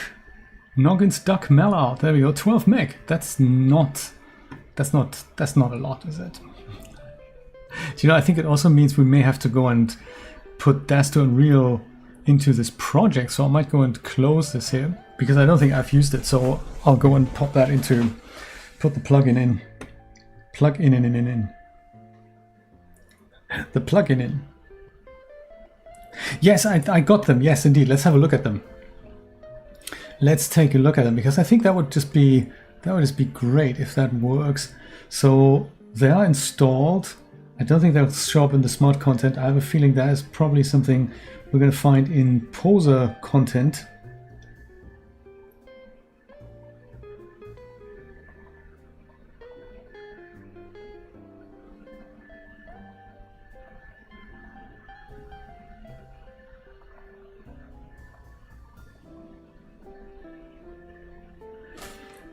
Maybe not. What does the sales page say?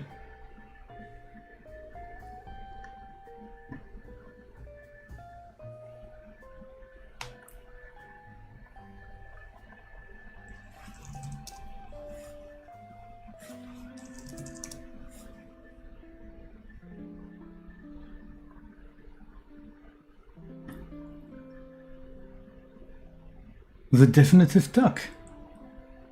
CR2 and OBJ. Where do I find it though? Is it installed even? No, it hasn't installed it. Oh, there we go. That would explain why we didn't see that. Poser formats. My goodness. Is it a figure? Noggin, yes, duck, there it is. Flying duck, sitting duck, and baby duck. It sounds like you're out of duck. Beautiful. How you doing, duck? So with poser things, that's in pose, isn't it? Pose, ducks, poses, and then there's species. Ooh. So we have ducks sitting, so that's male and female duck. Well, that's good. And there's a flying duck, so we have two different models here. That is nice. How is this puppy working? Then we've got hip, neck.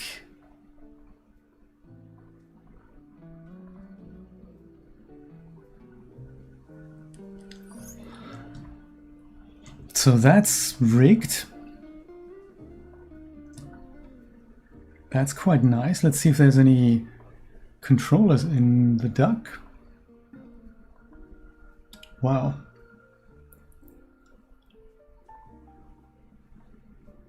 Anything that isn't hidden? Any user-facing dials here?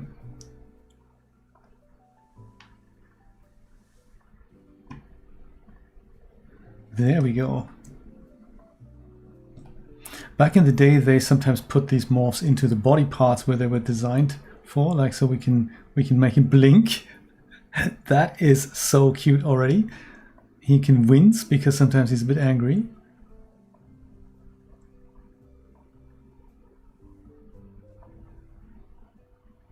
Bill Broad. Oh yes, nice one. Roman. Oh yeah, very nice. I like it. Head domed. Oh yeah.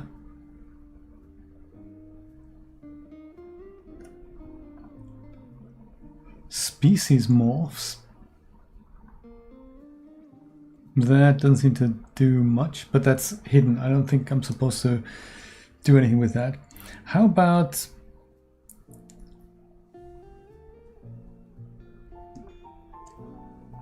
can we close his beak here? Oh, jaw, there we go.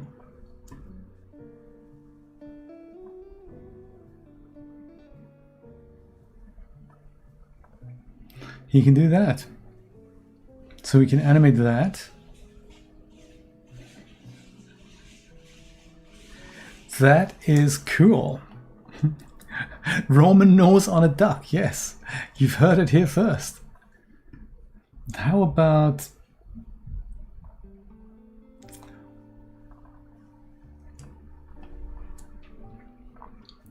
this is a bit like the...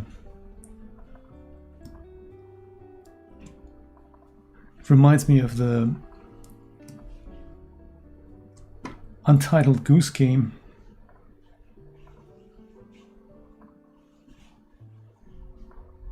Let's say this is the water, and then he would just go and paddle like this.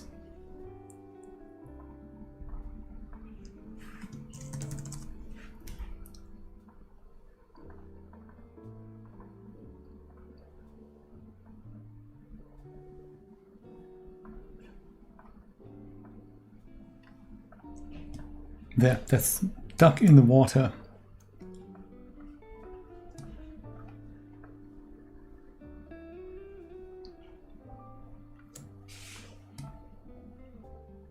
And I think I can probably get away with him not really doing anything other than just, you know, doing this, because we don't see the feet underneath the water, even though I might spend some time, you know, quality time animating him just with pose symmetry. I think there is a pose with the dipped head, was it? Like that, so he could do that. And there's this as well.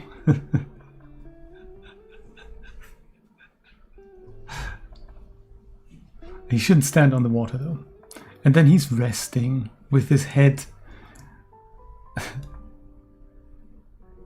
all snuggled up there. Very neat.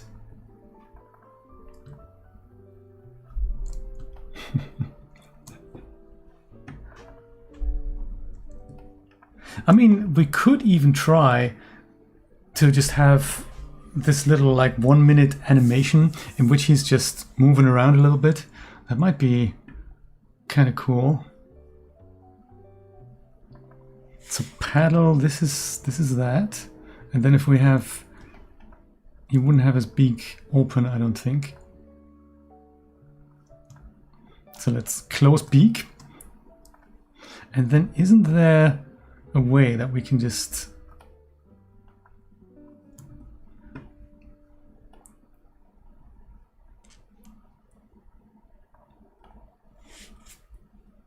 symmetry left to right, trunk nose leave alone? Would we then do this?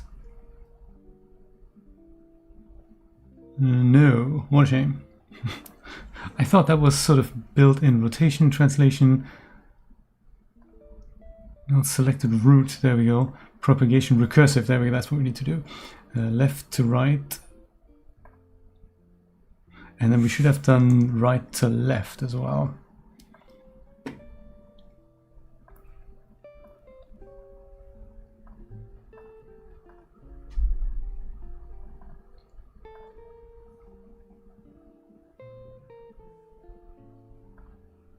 Swap left and right, that's it. Oh no, that's not what we want to do.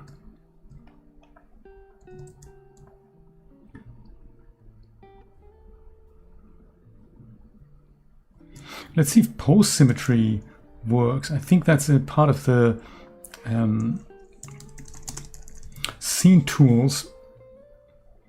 Let's just install all of them, or 3 is pose symmetry. For this I would probably do 30 frames a second, yeah. For something like a slow animation, 30 is fine. 24 is also fine for that. But for something faster moving, I'll probably use 60 frames a second. That's probably in scripts now, isn't it? Scene tools, pose symmetry. Let's put this at the top here. So this swaps all of it, right? I'm thinking. Yeah. What I like about this is that it does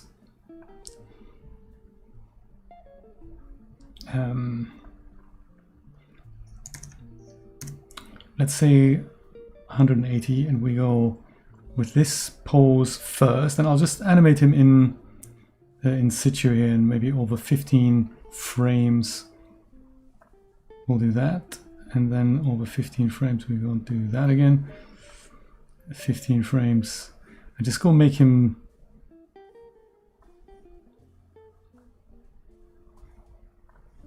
paddle. Or maybe 90 is actually okay. Yeah. Let's see if it actually works. Well, there we go. I mean, that's him swimming over the pond already, right? So very cool.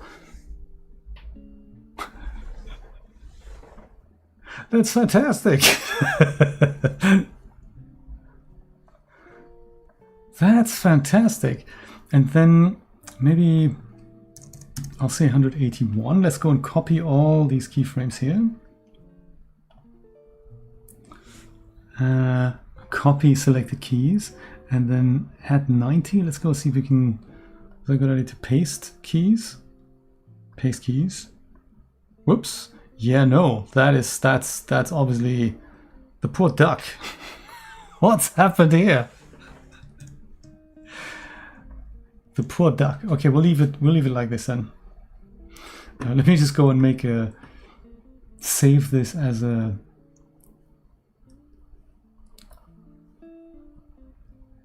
That's technically all still mansion test, isn't it? We can probably put that in there, just so that I can save these poses and then deviate from that a little bit.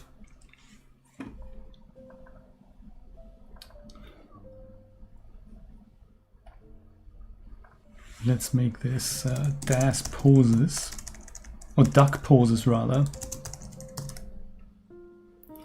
Duck poses, and for this we'll say 91.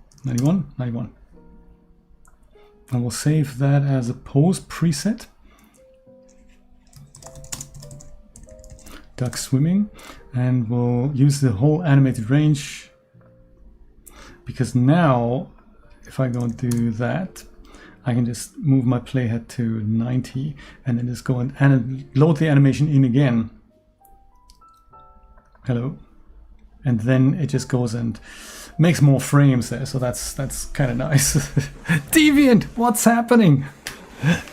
I'm just animating Noggin's duck, and I'm thinking I need a duck swimming about my pond here. So every once in a while he can probably go and open his beak. So like from here, was it jaw? It was jaw, wasn't it?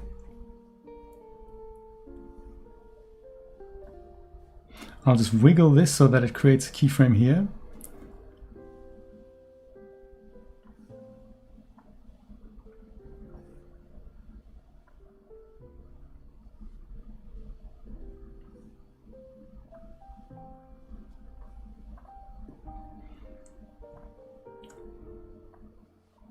That's the quack slider.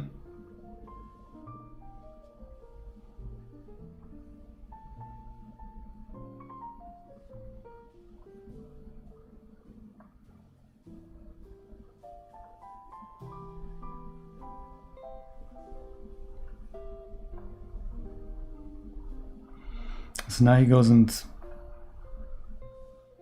does this. It could do eye blinks as well. I think that was a bit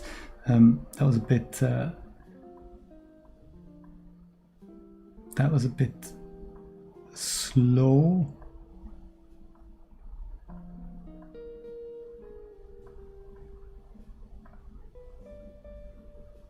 Perfect. Every once in a while we'll do eye blinks, but then eventually I think I want to go and have him go into the water and dive.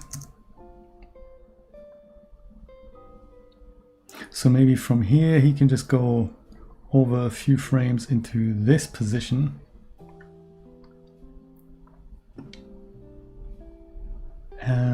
Poser formats. I'm so not used to that. Pose ducks. Poses duck. Duckling has his own little poses. That's also cute. We can make him walk as well. Get the duckling walking. Duck noggin sounds fun, doesn't it? I'm thinking this, he could just go underwater like this. And ideally then make him move as well. As he goes and does this. So he does this and then maybe sort of every 15 frames or thereabouts he does this.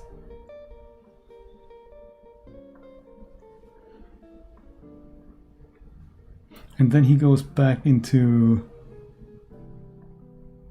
his paddle position. And then, I suppose,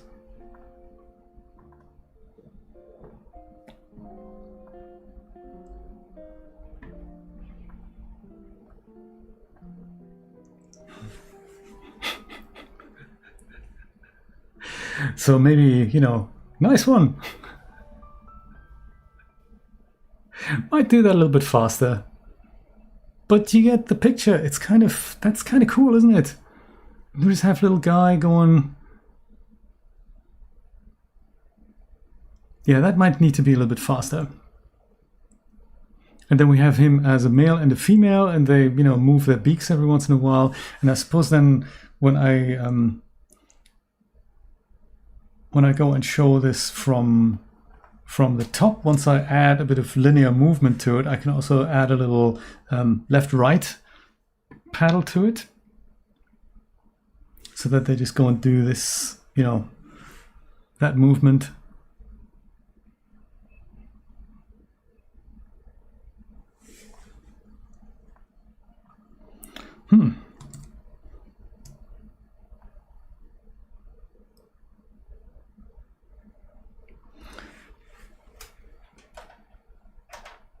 One thing I've just noticed is that the music has stopped. Let's go and you know, bring that back.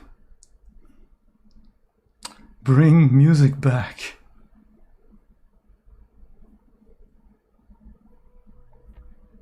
There. All right. So I think I might not do more to this animation. I just want to see if it actually comes in like this. I'll just do this a little faster here. This is basically just for me. I think I would, so for our opener, this is just like a 5-6 second scene. I don't think, I'm not sure if I'm going to use the ducks for the opener. I think it might be a nice touch, but I think if I wanted to use this as a sort of, you know, half-hour or 10-minute holding loop, I think it would be nice if we have ducks swimming through. So yeah.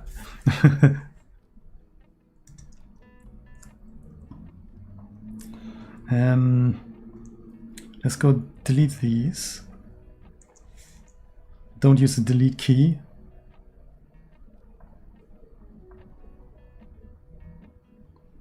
Oh.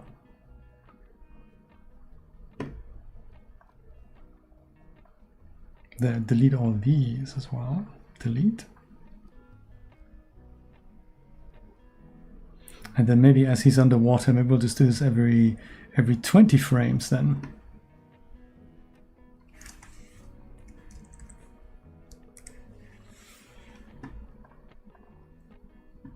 Paddle.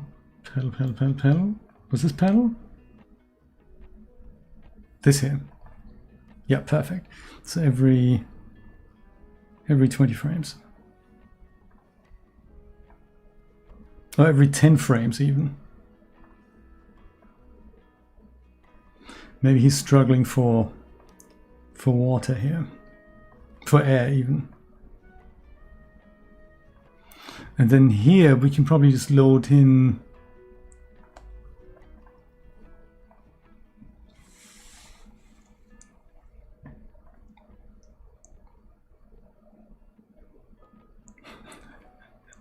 I think that might be nice, so that he just goes and dives in. So I think, you know, aside from some refining, I'm gonna go and bring this into Unreal Engine and just see if if this actually works. So it might not, because it's a non-standard character.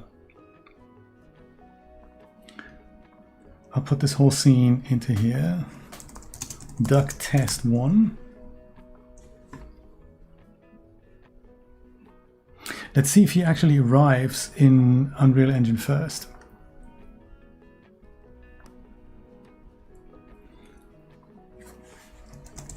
He's definitely duck 1, and I'm not sure if we need to fix his twist bones. I don't think he has any.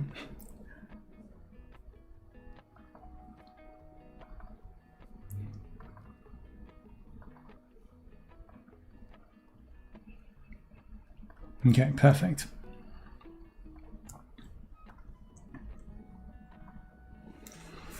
So that's the plugin copied into DAZ Studio. So when this wakes up, the DAZ 2 Unreal plugin will be enabled. And then, with a bit of luck, we should be able to send him over. So this could be hit and miss, because this is really made for Genesis figures and environments. So it could not work. The animation, I mean. So sometimes the character comes through, but the animation isn't working. But you never know until you try out. So let's see what happens.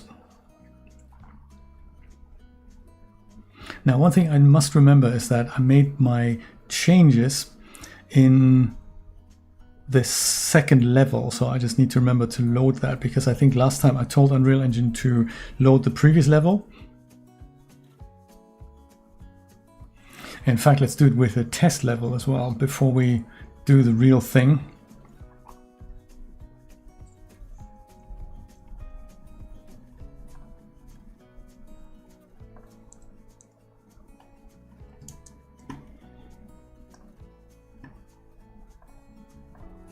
New level, basic level. And let's call this one duck test.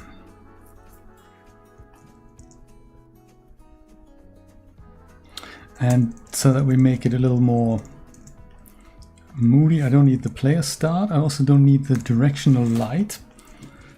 And instead I'm going to add one thing first of all, auto exposure. Let's go and disable that. Auto exposure, no. So switch that off. And then we'll add just a spotlight here. From here, put that up somewhat, put that into lighting, and then it looks all a bit more spooky here, like with 100, and then attenuation radius a bit bigger, and then also the source angle a bit bigger. There we go. There. Now we don't have that, you know, that sky and all that. So this is going to be duck test, and let's go send a man over. Duck 1 skeletal mesh. Okay, with regular twist bones. Come on. That was fast.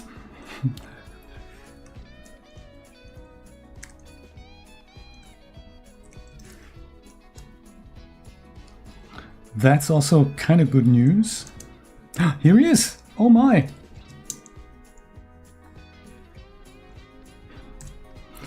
Definitely to scale. Here's our duck. Ooh. Oh, just one other thing I'm going to do to the spotlight here. There's something called soft source radius. When we crank that up, then the shadows are a little bit softer. Sadly not underneath the duck, but you know, it's fine. So goody, so he's here. How about the animation?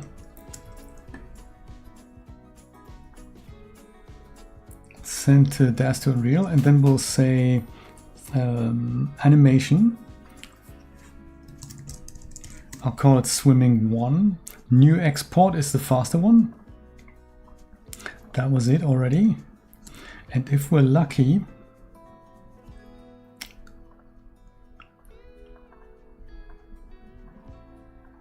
which we're not, that is a shame. There's no animation folder in here. Yeah, I don't think that has made it over.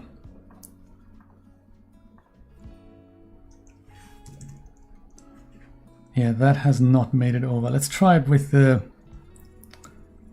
other one. Send to dash to unreal and animation, and not use the new version. Swimming 1. That takes a bit longer. Maybe that's worked. This, yes, swimming 1 has potentially worked. Oh my. Ew, what a shame. It's technically working, but there's also stuff missing here.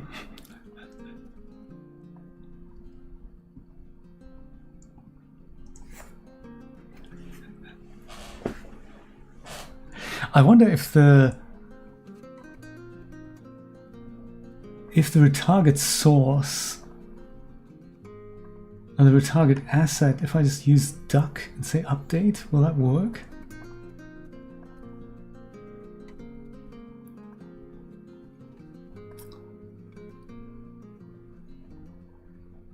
Because that is what you have to sometimes do.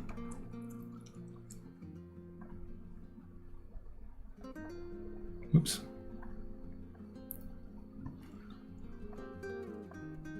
Dude.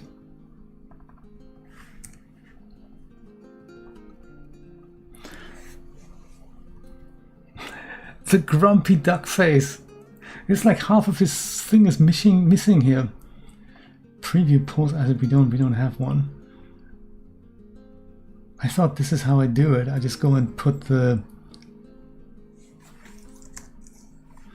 swimming animation becomes the retargeted asset or something.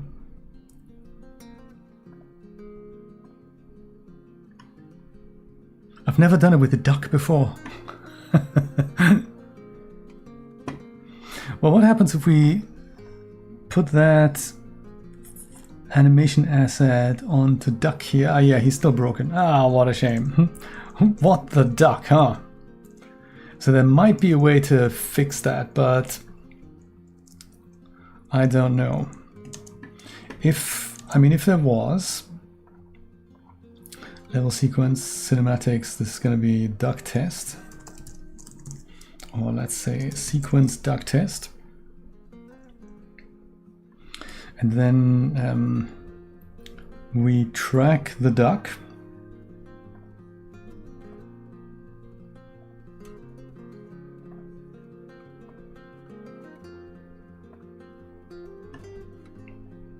And maybe give it that here. Yeah, that's the same, isn't it? Hey, what a shame. That would have been quite cool, because he still does everything in the correct timing.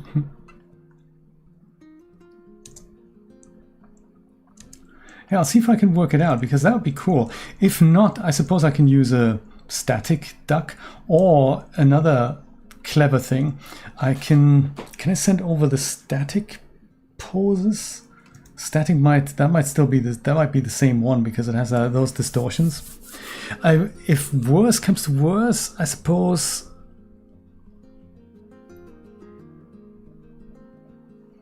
I could use. There's got to be a way around it. I'm going to research that. He is a bit chewed, isn't he? He is a bit chewed.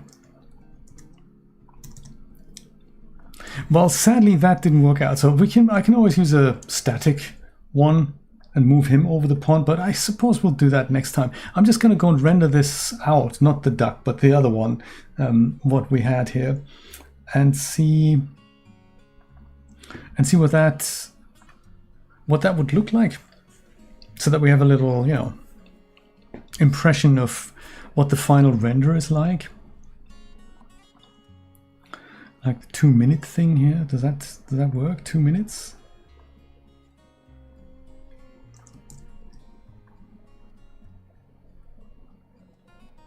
With the clouds and all. Let's do it.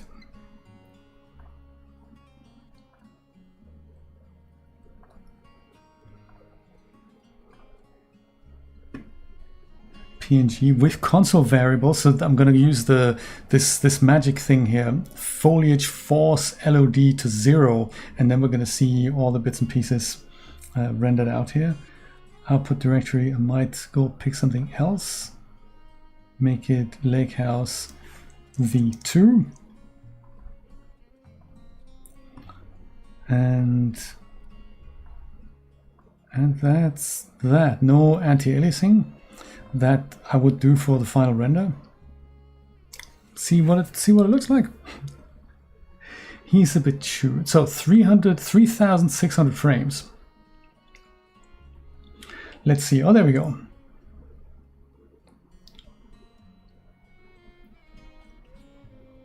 Less than 10 minutes. We can do that. We can do that. For 2 minutes worth of animation. I like it. Render time we're happy to invest. It is, isn't it? And there are other ways that you can get more quality out of it, image size, anti-aliasing, but then it has to render longer, but it's still pretty fast. I mean, it is designed to be real time, so even if it takes a bit more than real time, hell, 1 second a frame I'm happy about.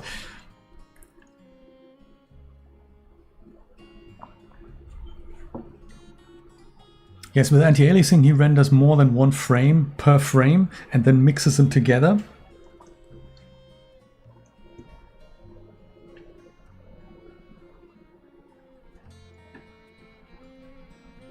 Oh, this is the previous one that I rendered. So this is literally the end of our previous session. This is what that looked like. And that wasn't bad. With the fog and stuff, I think fog... Yes, fog is also still there. And I don't know if I've disabled that. So imagine this camera move is the same now, but I'm stretching it out to 2 minutes. And the rain should still be there. And I think we have a slightly different light in this one. And we should also see foliage here, and we should see these edges of the houses covered. I've totally forgot to put the bushes here. So I'll see if we wanted to do that.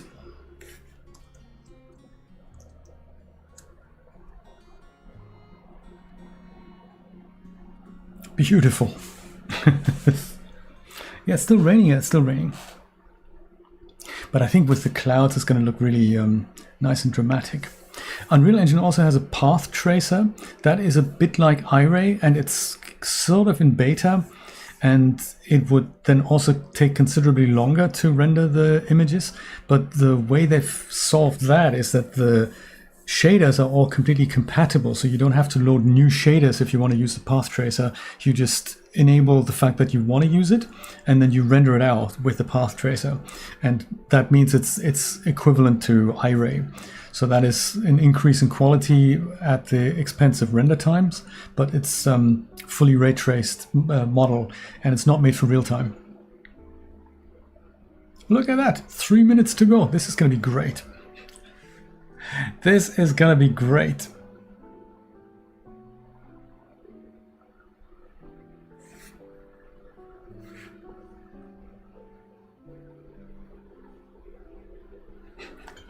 Laser red eyes. I like that. I like that. Yes, I wonder what we can do about the poor duck. I mean, I know that the bridge has some issues with transferring non-standard characters.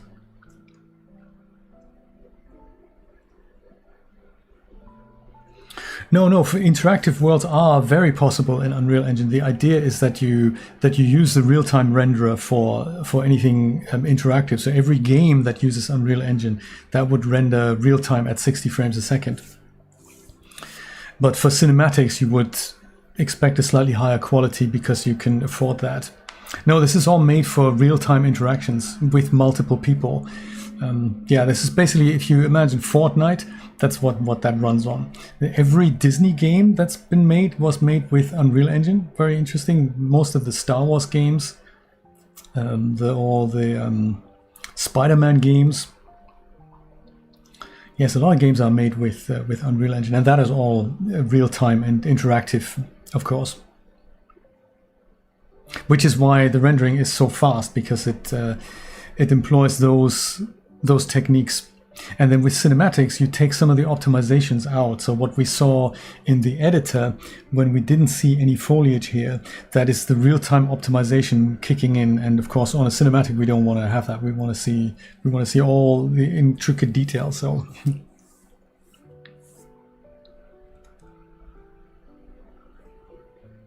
It does require beefy hardware, though. But then, hey, what doesn't? What doesn't?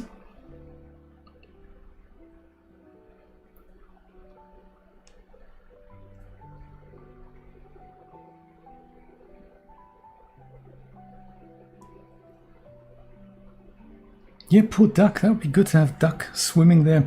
I mean, what I could do, since the house went so well, it being a cutout, I could literally just go and have a plate, render out a plate like this of the duck, and then do exactly the same as what I did with the house, and just put a slightly thicker version of this into Unreal Engine and just use that moving shader.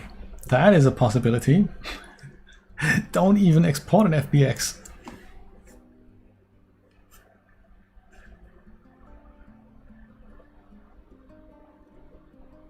Yeah, I don't know if you were here for that, Matthew, because I'll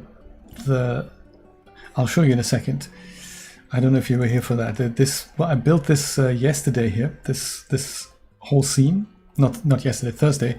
And while the trees and the water and all that is real, the house here is not. So the house isn't 3D geometry. It's just a cube, and that image I think comes from Midjourney.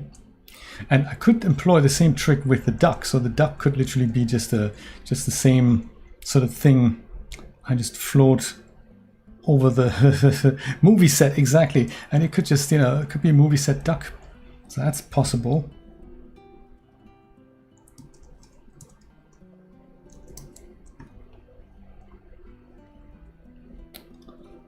So Lake House V2, considerably longer.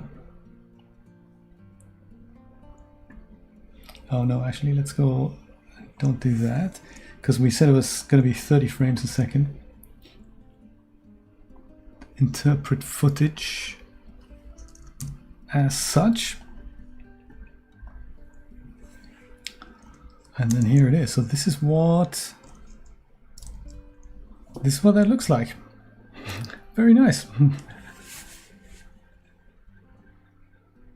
Yes, that's right. So the gator didn't move at all. So I could eat. That's another option, Nancy, that we have, that we make the duck not paddle at all. That we just make it, because we probably don't see the feet in the water. We just make him, just go and just make him move along, or even just make him move along in this sort of pushing forward type motion. So that's also possible. And the gator will eat you. Yes, exactly. So I think that is looking even better. Let's go and add a little bit of color correction on this, and just make all the colors pop a little bit more, thanks to Lumetri.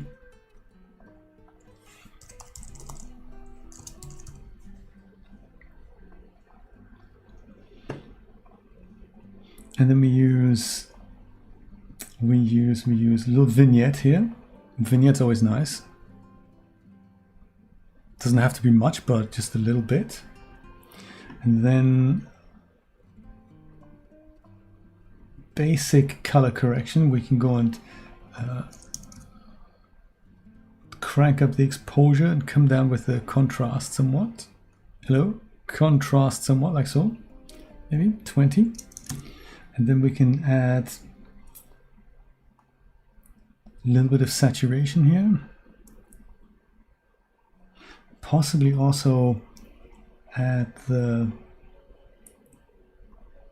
I mean, there's like LUTs that you can add and stuff.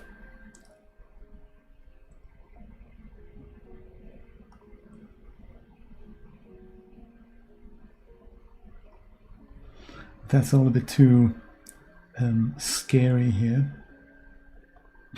Where's the easy option? Where you see make it, I don't know, bluer or darker or more orange or something. Where was that? Was that creative? Was that curves? That wasn't curves. Creative maybe?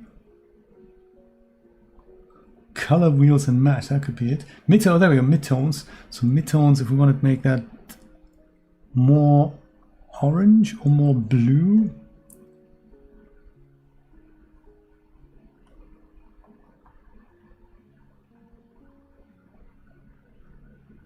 What do we like? More orange purple maybe to get it moody.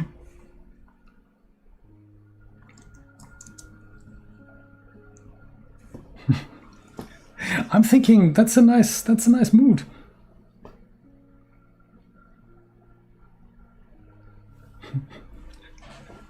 Yeah, we don't really know. I mean, the foliage has green leaves on it, so it's got to be. It can't be winter, and it can't be autumn. So it's going to be sometime. Maybe it's in the. Maybe sometime in July, maybe June, maybe May. It's my birthday actually. It's on my birthday. That's when that is. Very funny. Well, this is nice. I think I'm happy with that. I'm going to look into the duck situation, and I can see this being a nice little holding loop here, with or without the duck. Jay's birthday is in June. No takes. Actually, in May. It's in May, Art. Well, thank you so much for watching, guys. I appreciate that. This is nice. I'm going to go and copy this out here several times so that we have that as a nice, already a nice holding loop live to almost, it's on the 24th, if you must know. Make a note of that. I think this is a nice holding loop. Thank you so much for watching, guys. I will be back probably tomorrow with something else. Maybe I have figured out the duck problem at that point already. And if not, I'm sure there's something else we can come up. Thank you for being here. Have a wonderful rest of Saturday. And I'll see you maybe tomorrow. Take care. Bye-bye.